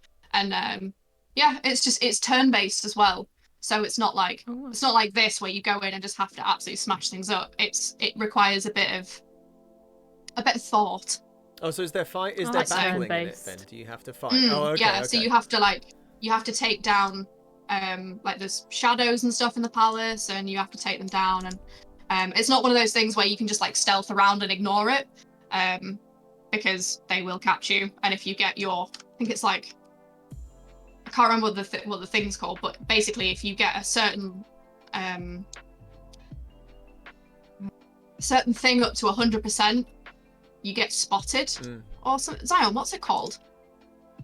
When you're in the palace and it goes up to 100%. Whilst we wait for Zion, Steve said it's like Gabby in Witcher 3 because I've been playing that game for a long time. But I've only actually got 50 hours in it, Steve. Yeah, not 85. Security Charlie. level, Zion said. Security level, that's it. Yeah, so if your security level goes to like 100%, that means that they've spotted you and they know you're in there. But yeah, like the alertness. Okay. So I would very much recommend it does sound good, Zone 5 to people. What would you say has been your... Sorry, Charlie. I was going to ask you what's been your favourite Twitch moment so far, because you've got a solid 6 months on Twitch now. I do. Ooh. I don't know. I'd probably say like just when I became comfortable. So probably like a couple of months ago. And I definitely noticed it the other week when I was playing A Plague Tale. I literally just loaded it up and I looked like total shit and I felt like total shit as well. And I was like, we're just gonna have a comfy stream today. We're just gonna chill. We're just gonna like play with some rats. And it was just nice that I didn't have to, because I'm sure you guys get this. Like when you started streaming, you felt like you had to put a persona on, and like you had to be like that online personality and stuff. And I think when I got comfortable with Twitch streaming, I could basically just be like, "Hi lads, what we're doing today? Playing with some rats." I think like when I became comfortable, was my favorite moment really. Me and Mike have spoken about this a lot about like I think you call it like the YouTube personality, and that like. You don't really need to do that on Twitch. I mean, people do, but yeah. I think for probably all of us, we're more of a hangout stream than I mean, obviously, Mike and Gabby Show is a bit different, but like on our normal streams, like we're not putting on a show. We're just like, I'm gonna play this game with my community friends, whatever. It is always a performance to an extent, though. I think because you're aware that you're on camera, so there's only so much you can. Say and do. And sometimes, like, I can imagine, Charlie, when you were playing Portal and just absolutely hating it, I was kind of sat there. You know that you can't genuinely react because it just wouldn't come over very well.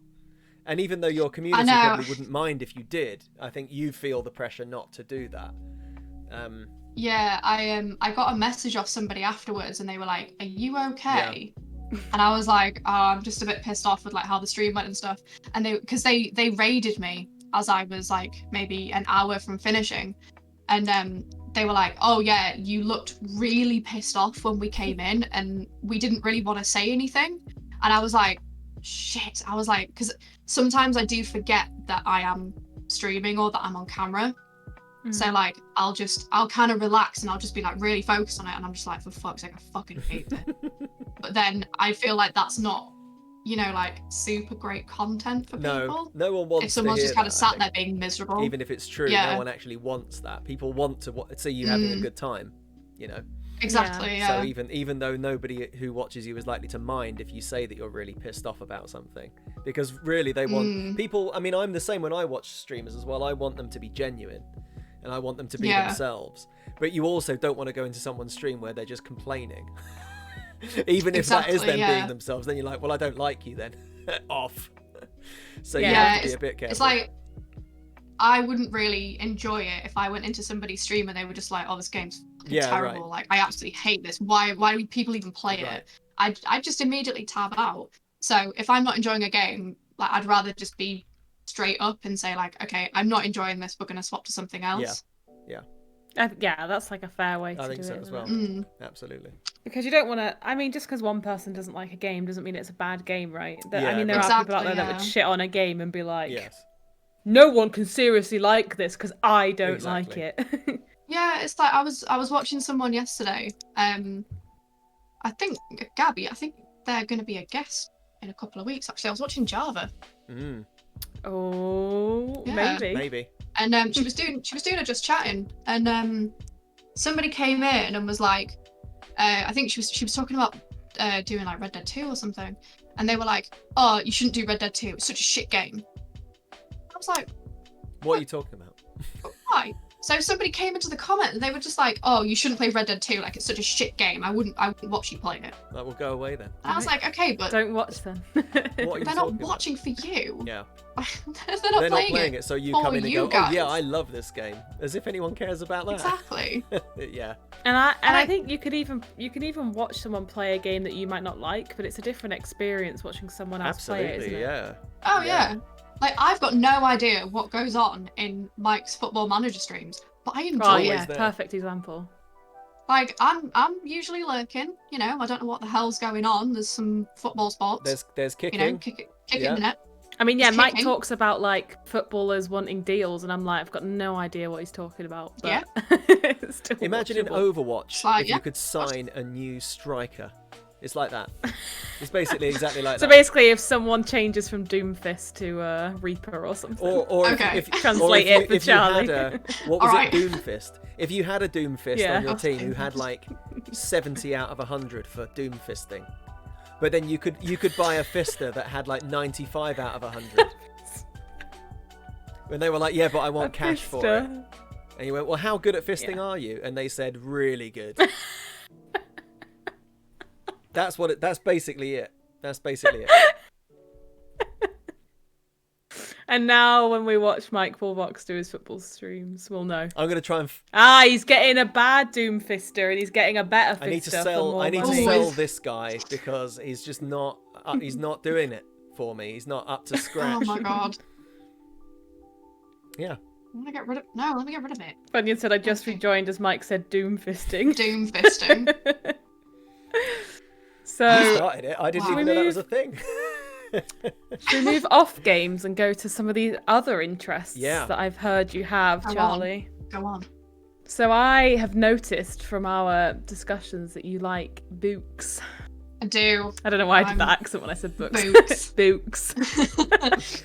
Yes. I'm massively into literature, especially at the moment, because I got put on some new medication. And now I like doing stuff again, so that's nice. So I started reading again, and I've just absolutely just flown through like a lot of books at the moment.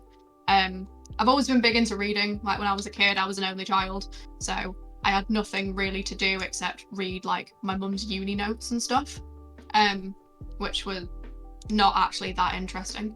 But yes, thank you, Simon. But yeah, I've always been really into reading. Like I used to be really against having a Kindle, because I thought they took away from buying actual books. I was like, "Oh, I don't want to buy a Kindle." Like, ooh. And yeah, it turns out that my eyes aren't as great as they used to be, so I had to buy a Kindle, and I absolutely love it. I take it everywhere. Like I read on shift as well, which is probably like the worst thing for me to do. But I just really enjoy like basically disappearing to another world for like 10-15 minutes at a time, like on my lunch break or whatever. Also the smell of new books is really nice. That's true. I like the smell of like books in a library. But if you've got a Kindle, then musty. Does it come with the smell? Does the Kindle have a smell function? No, it doesn't. Fragrance. Yeah. No, it doesn't, which is a shame. Little mister, you push the button. So what's your favourite book then, Charlie? Go on then. My favourite book? Okay. So, I really, really enjoy The Bell Jar, and I have done since I was about 15. I had to read it twice because I didn't really get what it was on about the first time, because I think I was a bit too young. But I'm trying to think like what books I've got on my shelf at the moment. It's really hard picking a favourite. It's like, I don't know, it's like if you had a kid and you had two of them, it's like picking a favourite child. Everyone's got a favourite. My favourite, I'll try and help you. Have you got a favourite book, Mike? My favourite book is Frankenstein by Mary Shelley. Ooh. It's a tricky one actually. I used to read a lot when I was younger, and I really haven't. I really don't read a lot anymore. I actually really like Jurassic Park, the novel. I didn't even know there was a novel of Jurassic Park. I think it's Michael Crichton. It is Oh so yeah, much I think it's the same guy that did Westworld. because it has every. I mean, and it's like so many things, right? It has everything pretty much, give or take, that the film has in it, plus about another 60% that never made it into the film. So the story is obviously the same, but obviously with a film they have to keep it down to 2 hours or whatever, 2.5 hours or whatever. Yeah. But the book has got so many more encounters with the raptors and which is mainly them encountering the raptors. But yeah, that's a really good one. I also quite like The Catcher in the Rye, but it's been a long time since I read that. Yeah, I really like To Kill a Mockingbird as well. I read that. I actually only read that recently, within the last couple of years. Maybe Misery by Stephen King, actually. I've reread that so many times. And I've never read a Stephen King. I haven't either. They're really good, but Stephen King cannot write women at all. Big issue. Well, he's not the only man who can't write women. Yeah, some of the descriptions are a bit weird. Also, sometimes depending on which book you read, basically, if it was the cocaine years, he doesn't know how to end a book. But if it's anything after that, then it's okay. Okay. So what's the weirdest ending to a Stephen King book that you've read? You said they're weird. Is there one that's or they just never? Didn't you say they just never ended? Or they never end. They do end. It's just a bit of a shit. Oh, sorry. Ending. I'd say I misunderstood. The ending, the actual ending to It. That one. That has a kind of dodgy sexual scene at the end, doesn't it? Involving the children who are the main characters. Yeah. Oh. It's a very weird. I've not read it, but I am fully aware of that ending because it's quite famous. It's very, very weird. I have absolutely no idea, why. Yeah. Why that ending is the way that it is, Yeah, a slightly warped mind, I think. Yeah. For sure. I think the ending to Carrie as well. That's just kind of like all this happened and then it all went back to normal kind of thing. And it's nothing changed. Yeah. I don't know that one. I don't like stories like that because I feel like you've taken me through this entire book for nothing. Like if this book hadn't have happened, nothing would have changed. Well, this is quite. And it's like, well, we went through 95% of the book, and then the last 5 is terrible.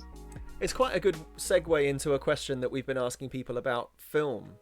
Maybe we could do it for books and for film, perhaps, because we've asked. We were talking about it earlier. I asked Gab originally if you could change an ending that you didn't like to a film or to a TV series or something.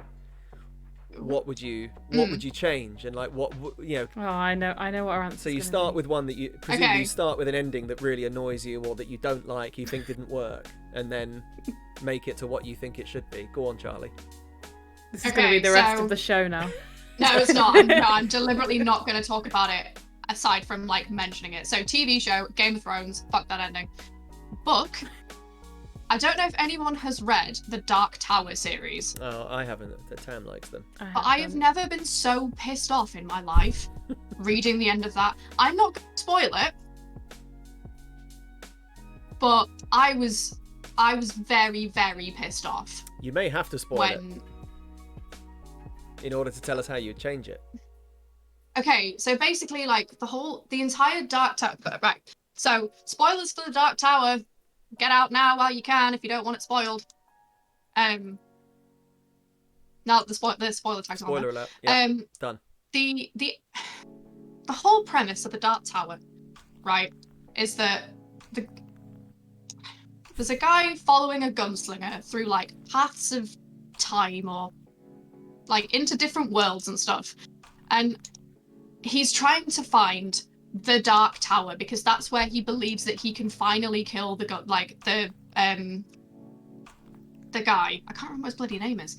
Hang on, I'm gonna look it up. Guy looking for Dark Tower. Seems guy to be looking for Dark Tower. So that's the premise. Yeah. So it's Roland Deschain because I've pushed this fucking you blocked book it out series of your mind. out of my head.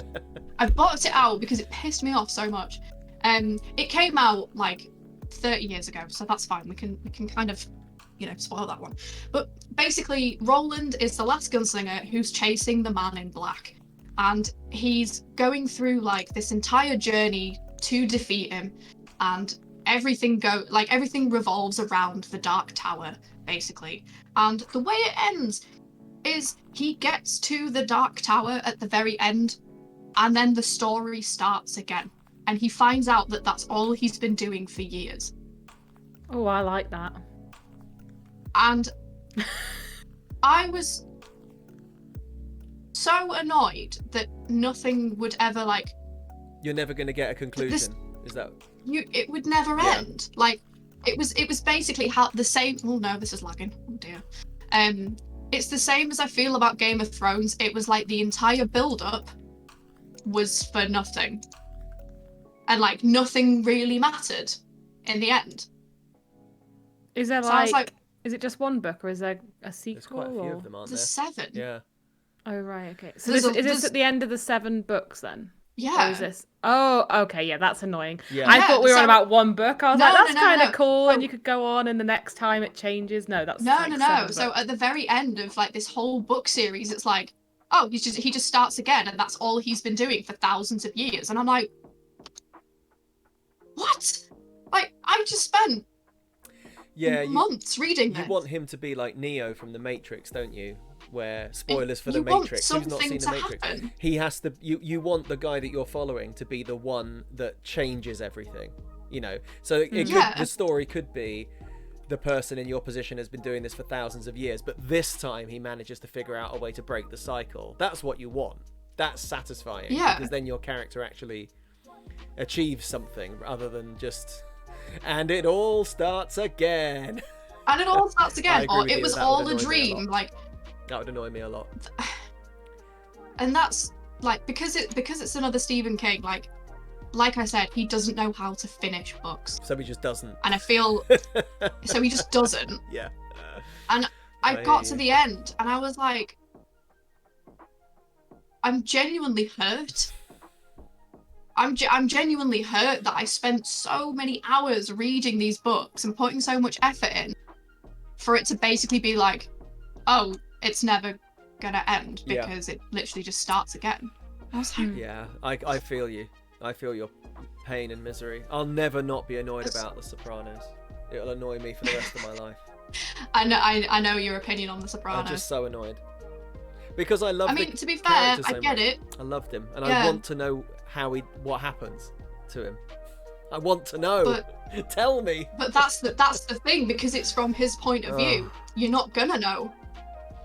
So that's why it ends the way that it does. And I think I was okay with it when because when I watched it ages ago, and I need to go back through it. But when it did end, and I was like, oh. And then I looked it up, and I was like, oh, okay, right, okay, maybe that's. Oh no, that makes sense because it's from his point of view, so of course it ends that way. I can't. Still annoying. Mike can't. I can't have it. Yeah, because by the end he's finally sitting down for a very symbolic meal with his wife and his kids, and he's for the first time in the entire. I don't even know how many seasons of it there are. For the first time in the entire show, he's managed to unify. His mafia world is falling apart. He doesn't even really want to be part of it anymore. But he's finally got his family to actually agree to sit down and be with him. And then he might get shot in the head. Or he might not. Just tell me whether he gets shot in the head. I want to know whether he lives or... Tell me if he dies! Yeah, I just have to know whether at the moment he finds happiness, he gets his head blown off. That would make me sad. What would you prefer, Mike? For him to be shot or him not to Honestly, be shot? I don't care which would happen because either one would make me go, oh my god! But I would at least know what happened. I mean, I don't feel like... But if you had to write it, if they were like, right, you want it, you write it, what would you do? I don't feel like Tony deserves to be happy, so I feel like he should die. I feel like somebody should finally get to him. He's just found his happiness, he's just found his conclusion to the story, and then he gets blown away in a restaurant, which he should have seen it coming. I really feel like poetic. It's kind of justice because he's never going to get caught. So And he had so many enemies by the end. And anyway, so we're talking. I don't want to. We've derailed this into what I think about The Sopranos now, which isn't really what I. Sorry, but I just was intrigued as to what you thought. I'm also I don't intrigued. think he deserves to be happy, so I think he should. I think he should die, but I just think it's. I think it's cowardly that the writers were just like, haha, and you'll never know. Like, what? I've invested so much in knowing. But it's the same as what you're saying, Charlie. Like, you invest so much of not only your time, but like your offline thoughts, because with all of these series, you find yourself thinking about them when you're not watching or reading them, don't you? You find yourself you find yourself poring over the details that the writers have given you and wondering how it's all going to figure itself out.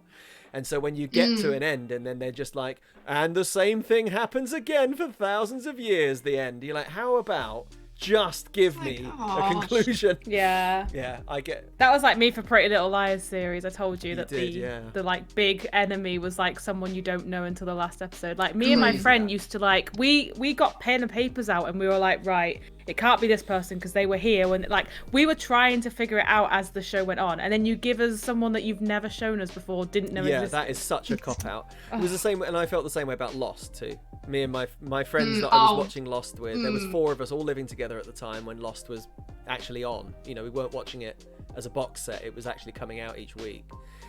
And we would spend hours, not whole evenings, we would spend, you know, opening a bottle of wine, talking about what we thought was going on and talking about all of the nuance and all the complexity where we thought it was going. And then they just went, it's time travel. And we're like, well, okay. I mean, nobody thought of that because anybody could have thought of that. Honestly, I used to watch Lost with my dad. Oh, yeah. And because we watched it pretty much week by week, like we used to record it and we'd watch it together. And honestly, that ending, I don't think we've ever agreed on something more. that ending was bullshit. I still haven't seen the end. I just gave up when they started doing time travel. I was like, nah, I'm done. You've ruined it. It's you know The Sixth Sense, right? Oh yeah. Bruce Willis was dead the whole time. Yeah, Lost. Oh, is it the same? I'm glad I didn't know that, because that would have annoyed me even more. Well, now you know it. I do know it. Now you know. Now you know, because the last episode is literally... Aren't they in purgatory or something? They're at, like... I think it's like John's not imagination, but it was like, what could have happened if they all survived the plane crash? It's like...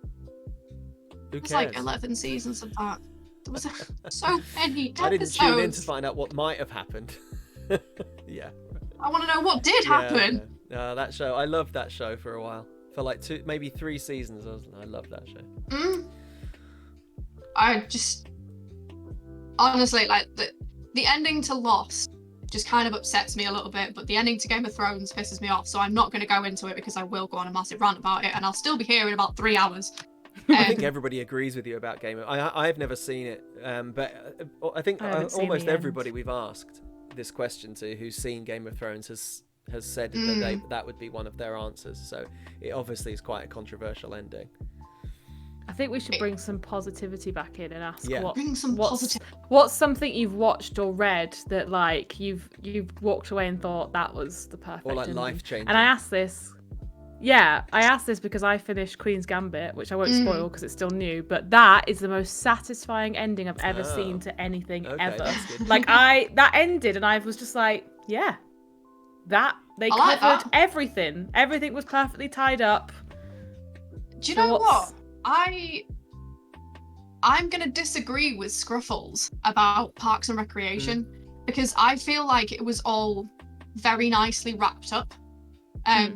So Scruffles didn't like it because it tied everything up and there was no way that they could ever be brought back. And I quite liked that. Everything was, it wasn't just like here's what happens, the next day. It was, we're going to do a couple of time skips. to see like where everybody ends up, and I really enjoyed that because it was quite satisfying and it was quite comfortable, I'd say. Because you knew that they weren't going to try and bring it back for like some stupid special and all this and like a spin-off and all that kind of junk. I agree with you. I also really liked the ending of The Good Place. The Good Place is really good. That's another one. Really good ending. I agree. Oh, it's really good, mate. You should watch. I love really The Good Place. I think you guys have mentioned it to me before. A few people have. Yeah, I'd be quite interested to. I thought the first and second season are really good. I think it was the third season I didn't like that much, but they did end the entire thing really well. Again, another just satisfying ending. No questions left. That's a good one. I think that reminded me of Friends then. Like, don't you think Friends should have ended? I mean, I think they didn't do this because they were intending to bring it back, but you know, Friends just ends with them leaving the keys. Like, I want to know what happens. I 10 years down the line. I think that Friends is. Somebody mentioned it in the chat. Was it Steve? I think mentioned that a lot of shows go on way too long just because of money, because the network's making money, so they don't want to stop making the show, and that's where you often get shows that go on way too long. Like I feel like that happened Office with The Office. is a great example where it should have just ended with Steve Carell leaving. Scrubs. Scrubs is another one, and and I think that they never truly thought that Friends was over. Was my feeling. Like they all know there's so much money in it for everybody that they had to leave it in a way that it could be revived in some way. So I agree with you though. I think that it would have been nice if they could. I'd love to know just what happened. Have a conclusion to things, but like skip forward a few years. Like I haven't seen Parks and Recs, but the way you describe that ending, like do a few time jumps, we find out how they all kind of properly settle down. And I mean, strictly speaking, if you watch Joey, you do kind of get a sense of closure about a lot of the characters because he does mention them in the show. Like obviously, like I don't know if anybody has seen Joey. It's terrible. Yeah, I've heard. But I haven't. Is this a spin-off with just Joey? Oh my god, I didn't know anything about this. Yeah, he got his own show. Oh, it's absolute shit. Yeah. Why? He's like the worst character. Well, towards the end he was. But it does give you closure on some of the characters, and it does, he does mention them. It just wasn't very good. Probably just as a way to get people to watch Joey, because no one was watching it. Probably, yeah.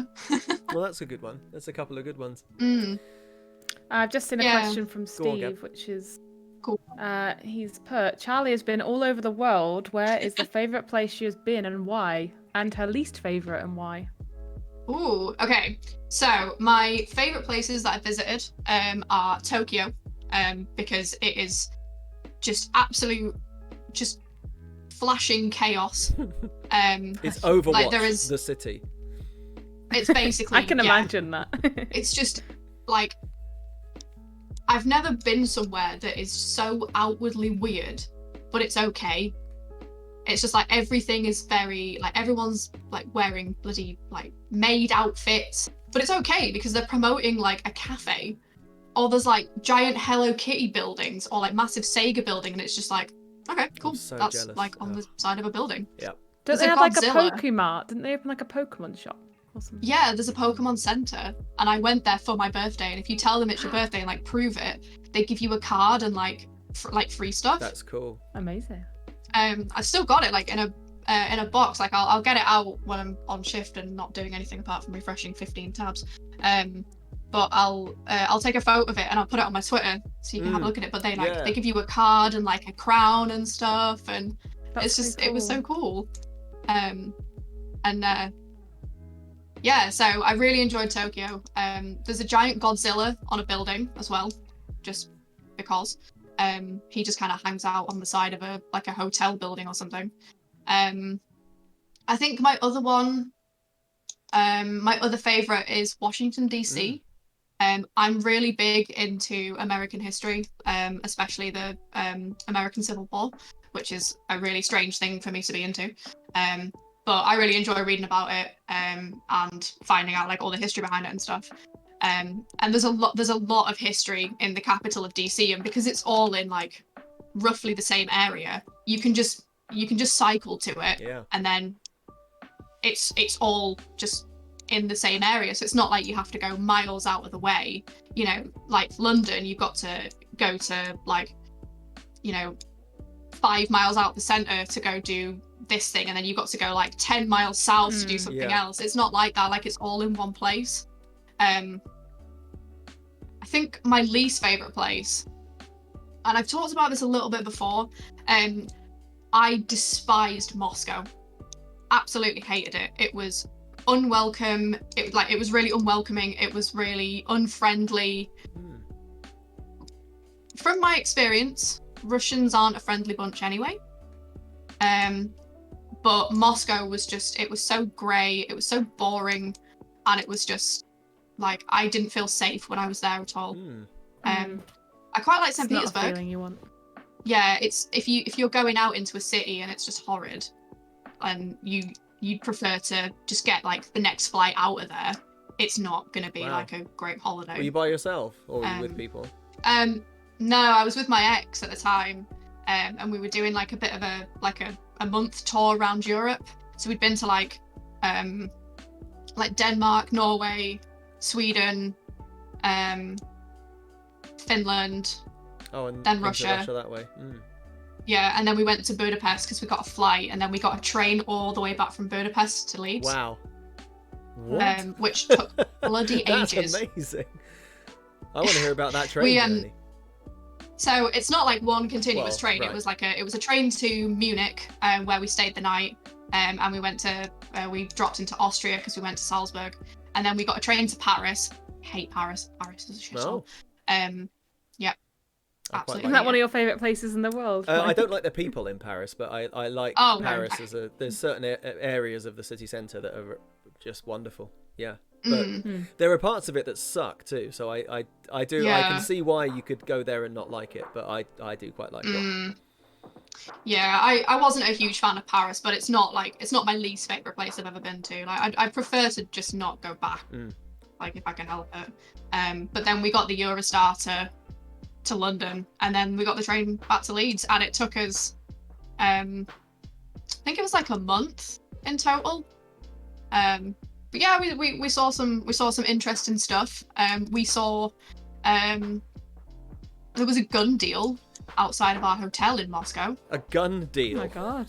Yeah, like somebody just brought a gun like out of a bag, and somebody paid for it.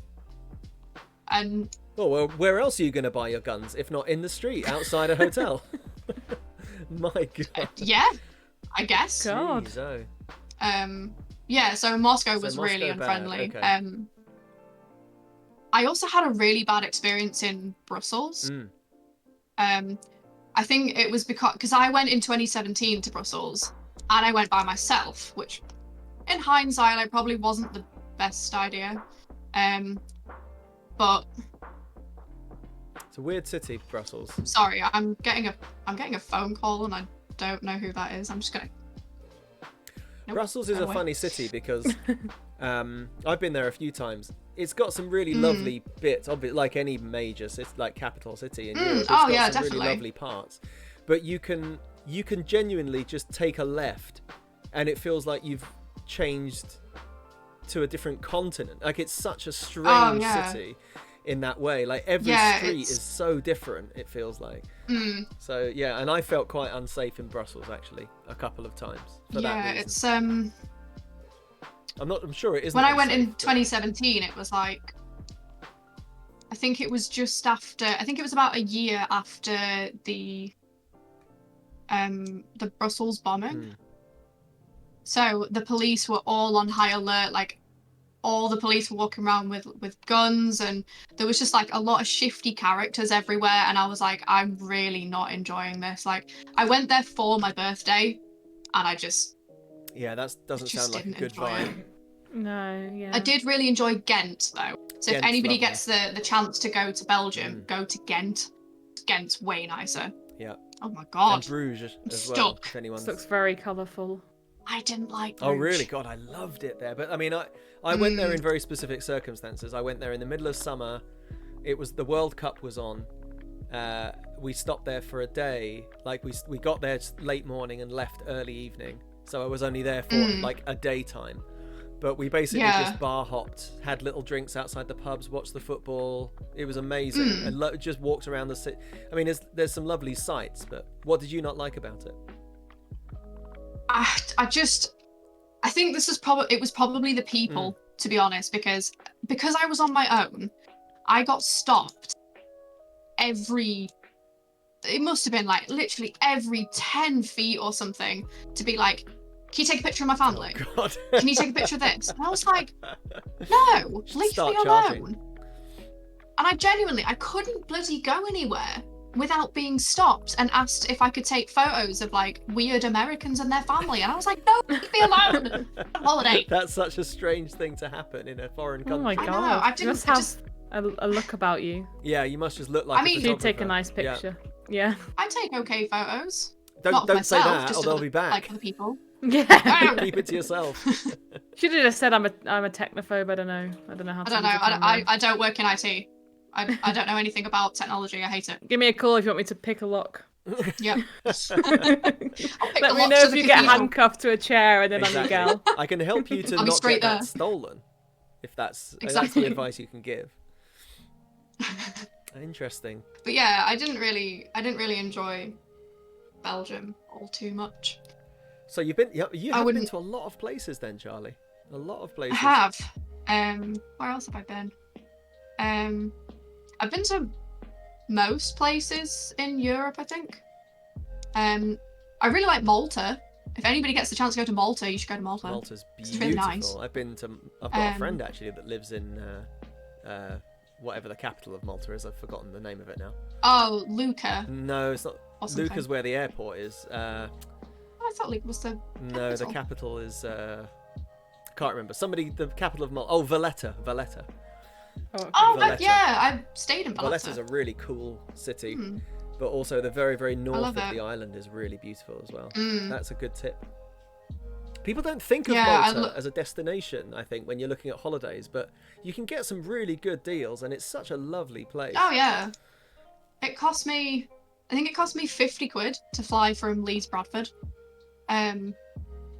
Like there and back. So it was like 25 quid for a flight there, 25 back. Amazing. And I went in January and it was still like 20 degrees. Lovely and warm. Which was really nice. And even my hotel wasn't that expensive. It's a great tip. Like I would, sure. I'd always recommend Malta to people. You just want to watch St. George. I think it's called St. George's Bay or St. Something's Bay, because that's where all the stag and hens parties go, and it's just all. Oh God! I mean, if you want to go clubbing, it's fine, but it's just all clubs and strip clubs. It's basically for stags and hens only. And if you end up going, if that was all you saw of Malta, you'd be like, this place sucks. Yeah. But if you went to this Valletta or up in the north, it's well nice. That's a good tip. I really enjoyed Valletta. Like we were supposed to go back to Malta this year, but our flights got cancelled because of COVID, which is a real shame because I really wanted to take Ryan to Malta because it's just peaceful. It is, yeah. And like nobody bothers you, which I absolutely. And love. everyone speaks English, or most people do, as well, which is handy.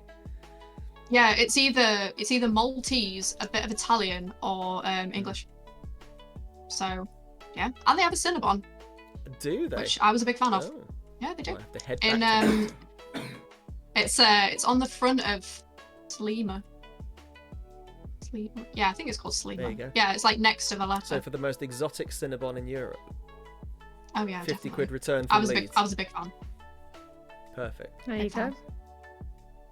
How do you feel about all the food that you've eaten along the way, Charlie? I feel like we have to get back into. I just like talking about food, basically, because you must have.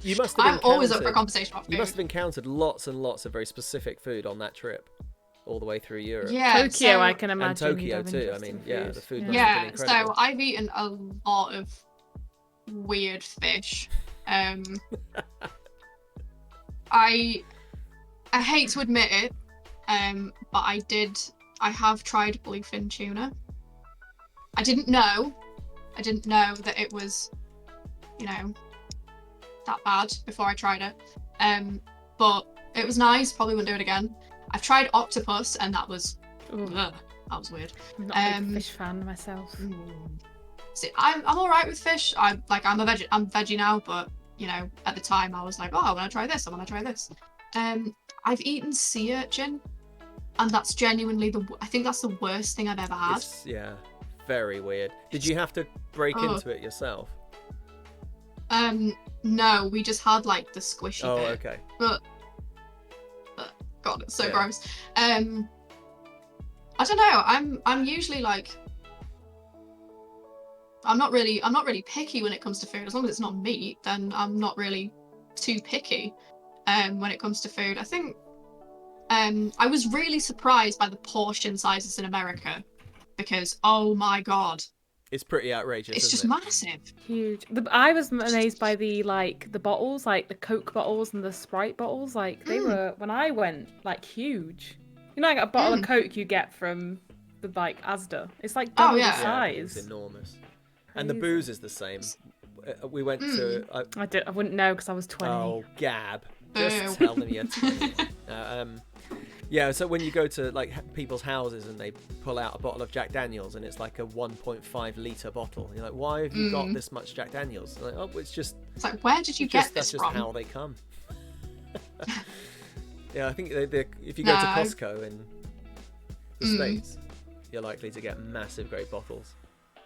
Oh, I asked for a small coffee from Dunkin' Donuts, and it was the same size as a large from Costa. And I just looked at it and was like, I don't need this much caffeine. I'm sorry. Yeah. I asked for a salad in Florida. Ooh.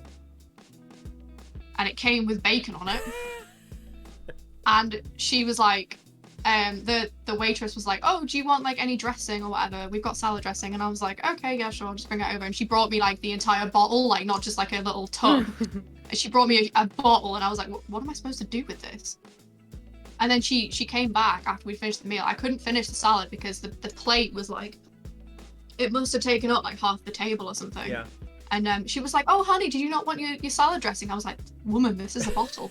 This is like a supermarket size bottle. Oh my God. This is huge. Yeah, I feel like they have I've talked to Tam about this a lot. I feel like they give you portions like knowing that you're going to ask to take it home. Yeah. And so like that would make sense. Asking actually for carry out in Europe is not. I mean, restaurants will do it, but I always feel weird asking to take stuff with me. But it was quite. It was regular when I worked at. Oh really? Did you get it a lot? Yeah. Did you? But I worked at. Can I say the brand? Oh, it doesn't matter. I worked at TGI's and we do like massive. American style portions. Yeah, so people always ask to do takeout. I used to hate it as well, like have to go and get the box and yeah, doggy bags, that's it, Steve. It's doggy bags. It's just funny because the prices of the food are really high, but then they're like, well, yeah, but you get get loads of food. It's like, but I don't want loads. I want half this amount. Just, I want like a half. I know. Kids portion. I felt really uncomfortable being like, look, I'm sorry, but can I have a kids menu because I know how big these portions are. Yeah. Yeah. If you get a Happy Meal in the US, the little house is actually the size of a house. Oh, it's huge. Brilliant. Impossible to carry out. It's the only way I'm gonna get a house. It's still made of cardboard, I'm afraid, Gab, so it won't. That's all right. Won't last long in the Northwest. I tried when I was in San Francisco. I tried the crab sourdough bowl things. Oh yeah. What's it called? And that was huge. It was like a massive like bowl of sourdough bread, and then obviously like the crab. What's it called? Clam chowder. Was like in. So you like broke the bowl to dip it in the clam chowder. That was huge. That's cool. Clam chowder's amazing. God. I think the strangest thing I've ever had, and this is a really horrible thing to admit. I've eaten bear. Oh. I hope Jesse's not in the chat. How did that cover Xander's eyes? Hide Xanbear. That was Estonia. Was that? Oh right. Well, so we took a day trip from Helsinki to Tallinn, and they had what was labelled canned bear meat. And we're curious Brits. I'd order it, so we tried it, and it was just a bit chewy. I just felt sad because I was like, I've just eaten a bear. Yeah. Oh, Jesse is in the chat. Don't tell Scruffles either. I'm sorry, Don't tell Jesse. Scruffles I'm sorry. Either. Not only has Charlie put Skips in the bin, oh no, I've he's also eaten a bear. What if skips were not a bear? What if a bear skips portion. were bear flavour? What if you could get a bear flavoured skip? Oh my god. No. I'm just trying to get skips out of the bin, Gab. Chewy. Not with the use of animals. Oh It's my not god. gonna make me approve of it anymore. Yeah. Silly me. Silly me. I'll rethink. What about a nice, I don't know, carrot flavoured skip, something that comes God. from the earth and not animals? No. I don't think so. What's the weirdest thing you've eaten, Gab? Does it stand up to bear? I don't know. I don't think I've eaten anything that's weird. Like I've never tried like squid or anything like that, or oysters. They're not I don't even think I've ever had weird. anything weird. Well, yeah, but like frog's legs, like that's what I class as like weird. Snails. Like if I went somewhere to try them, I'd be. Ooh. I guess most of it's meat, isn't it? So you wouldn't eat it anyway. Well, yeah, I've only been vegetarian for 2 years, but I mean, when I go somewhere to eat, you have to remember I haven't travelled as much as you two at all. So most of my food options are what we have in England. So, and if I ever go, when I wasn't vegetarian, if we went to a restaurant, it would be chicken or beef, like, So, boring answer. I don't think I've eaten anything weird, apart from those Bean Boozled things of the day. Canned dog food, jelly bean. There you go. That's the weirdest think about thing. what's in those. The weirdest thing I've ever eaten. Yeah. What about you, Mike? I'm a reasonably adventurous eater, so I've eaten and I'm the same as you, Charlie. If I saw bear on the menu, I would order it, just to see, even though I don't necessarily agree with it. But I've actually a lot of the sort of what you might call weird things that I've eaten were all at the same restaurant in Edinburgh, of all places. There was a restaurant, it's probably still there. I don't know what it's called off the top of my head. Missed it. Down in Leith, there's a kind of buffet restaurant where you basically make a bowl of food out of all of these raw ingredients, and then you take them up to the front, and there's a guy that cooks all of it on a hot plate, and then puts it back in your bowl and gives it back to you. It's kind of a weird concept, but it's very fun. I mean, it's a good, it's good for groups, because especially if groups of people that don't necessarily know each other, because it's a good little icebreaker. But they always had really strange, or I say strange, like unconventional meats. So they had like alligator or crocodile was on there once. They had camel, shark I've had from there. Oh my so god. a few sort of, what was the other one? Well, like goat, but goat isn't that unusual, but it's a little bit more. You don't find goat in the supermarket usually. But they had quite a few weird ones, but I've tried. I don't dislike snails, actually. I have snails if I go to France. I can imagine they're squidgy. Frog legs, I think, are a bit pointless. I've got an issue with texture. This is why I'm not adventurous. That's why I don't like bananas, because I hate the texture of them. Bananas. They make me want to be sick. Yeah. I've had the sea urchin, Charlie, but I was with somebody who ordered it. And it comes, the whole thing is on the plate, and they had to break it open, and I just found that whole process to be a bit strange. There's a few things that I wouldn't eat. Like I was with my ex-girlfriend in Italy, and somebody on a different table had ordered octopus, and it was still moving on the plate, which was a bit. I couldn't do that. I don't love squid and octopus anyway. I don't mind them. Octopus is very prevalent here as well. That's another thing that I was quite surprised about. You get like whole tentacles of octopus like rolled up and plastic wrapped in the Tesco's equivalent here. It's just there on the side. It's a little bit unusual.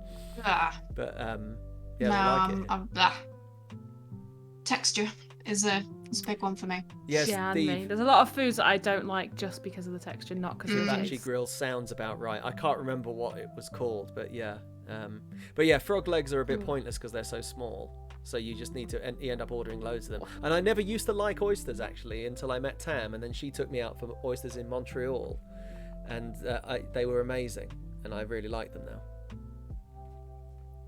No. Might have to move on from this. Sorry, I didn't mean to talk about way too many times. I didn't mean to talk about weird food, but I like talking about weird food though, because especially when you travel, you encounter all kinds of stuff that the local people think is completely conventional and normal, and you're like, what the hell are you talking about? Like snails in France. But it's like in is it Thai? Well, it might be a few places in Asia where you can get like locusts on sticks. Oh yeah, I think it's China. Ooh. In the street, just scorpions on a stick. Yeah. Yeah. Oh yeah. Oh, I couldn't do any of that. I always used to watch like I'm a Celebrity Get Me Out of Here, you know, the eating challenge, and I'd always think, oh, how are they eating that? Yeah, the things on and like Celebrity I couldn't do. Worms, that'd be horrible. What are they called? Oh, I don't know. And then they started adding like bulls' penises and stuff. It got really controversial. Oh, I've actually had in speaking of that, you know, they have to eat like the kangaroo's testicle on that, and I was like, how could anyone ever do that? I've actually had in Budapest testicle stew, which was not bad. It was fine. But it was like little tiny ones, so they were just like beans. What testicle was it? I think it was chicken, or not chicken, like rooster. Oh. But they were really small. Oh, that's so disgusting. You kind of didn't really know. It's like the fish eye as well. Yeah, that's a big one on Celebrity Get Me Out of Here that I don't think I could ever do. I couldn't even look at an eye, let alone put it anywhere near my mouth. Look at an eye. Yeah, no way. Oh. Yeah, no, not Should we ask for questions in the chat? We're we're getting towards the late. We are. I'll also for Sooty's voice said, "How has Leith got shark meat?" I'll have a quick look for the name of the restaurant. And whilst we wait. Yeah, so if anyone's got any questions for Charlie, there's loads of stuff that we could still talk about, but we ought to start capping. Yeah. Around now. Oh yes, there it is. Give me the cue. We were going to get onto music and we never did. It's amazing how quickly these episodes go. Yes, it is. I'm happy to come back, but I'm not. Yeah, on you might shift. have to come back. Come back in another season 2 for. I think we could easily get people back on to ask them more questions. And it'd be like Mike and Gabby All Stars. Bring back the favourites. Georgie said, "Was it nice?" I guess you mean the ball soup. It was okay. It was the thing is that I thought it was sort of fine, if a little bit strange, until I saw what it was. And as soon as I knew what it was, I had that mental block where I couldn't eat it anymore. But the actual stew itself was nice. I just ended up like dunking. Oh, so you didn't know when you were eating? No, I just ordered it. Straight away. We were just at a food. Everything's in Hungarian, so we were just at a food stall. And I just, stew in Eastern Europe is very common, and it was it was like December, so it's freezing. So like a nice stew with some bread seemed like a nice idea for like a Christmas. So how did you find out that it was? Well, it did say it in English. I just hadn't seen it. Oh, so right. Okay. So you like looked up like. At the time pointed it out to me and was like, "Is that what you ordered? Because you might want to reconsider." It was. Yeah. Oh my god. I know exactly where this place in Leith was. I'm going to have to quickly try and find it on the map. I mean, this is years and years ago, so it could be that it's just not there anymore. It was down here. Oh no, it's a pizza place now. Oh, maybe they must have gone out of business. I wonder why. Well, yeah, I mean, it was never rammed in there. It was quite a big place. It was on, I'm just going to have a quick look. I think it was on Assembly Street. Yeah, it was. And it is it's La Riva Pizzeria now. So on Assembly Street in Leith, what is now this pizzeria used to be some sort of Pan-Asian buffet style restaurant, and they had all kinds of weird meats. Anyway, there you go. Right, I think we've been asking questions as we've gone, but when are you next live, Charlie? It will be Sunday. Was I on? Here's where you can find Charlie for anyone that's there. Yeah. You can find me there with Overwatch, I assume, or maybe something else. I have no idea. We usually don't decide until about 4 p.m. on the day. Yeah. Usually if our chief researcher is alive or not. But we will see. There you go. So you can catch Charlie on Sunday. If you're watching way after this is aired, then you can just catch Charlie will at be CharlieAmber94. down below. Yeah. Her deets will In be the down link below. below. In the link below. Don't forget to If I keep doing that. subscribe. Yeah. No, wait, hang on. You're a real YouTuber now. You're in, Charlie. You've made it.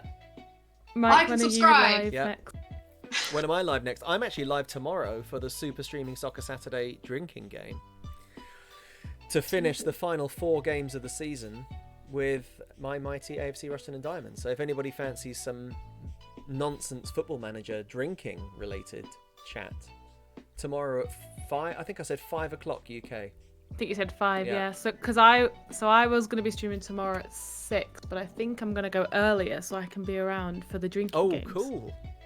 Yeah, so I'll be streaming Witcher 3 tomorrow. Finally, continuing. Need to get through it before Have Cyberpunk you comes not out. finished it yet? Listen, it's a big game, and You things can keep talk, getting in the Charlie. way. Charlie Things keep getting in the Amber way. 85 hours is what you should be called. No, but so me and Zion have started the 7 Days to Die stream, right? So that's my Thursdays gone. I do Mike and Gabby Show on a Friday, that's that gone. There's only so many days in the week I can play Witcher, and it's a big game. It is a big game. But yeah. tomorrow, I think I'm going to do like 12 or 1, but yeah. if anyone wants to see it, I'll post on Twitter tomorrow what time I'm going live. And then I can come raid you, Mike, and joining on the drinking. Yeah, let's do it. I won't know what's going on. I'll just be looking for the Doomfist trading. Yeah, we'll try and find somebody whose surname is Doomfist for the summer. I promise. We'll try and find somebody. Yeah. And yeah, so that'll be that. So we we'll say goodbye there, and then we'll maybe go off and find somebody to raid. Someone. I'll have a look who's live. Thanks to everyone for joining us. Thanks, Charlie, for coming on. Yeah, as thanks, well. Charlie. Thanks for listening to me was it waffle. Charlie, Interesting really life you fascinating life that you've led. Such a fledgling life, and you've done so much. I'm happy to come Been back. to so many places. I think we're going to have to get you back. We'll have to get you back to redress the balance with like Biscuit Wars or something. Okay. Maybe Yeah. that's Definitely the do that. way.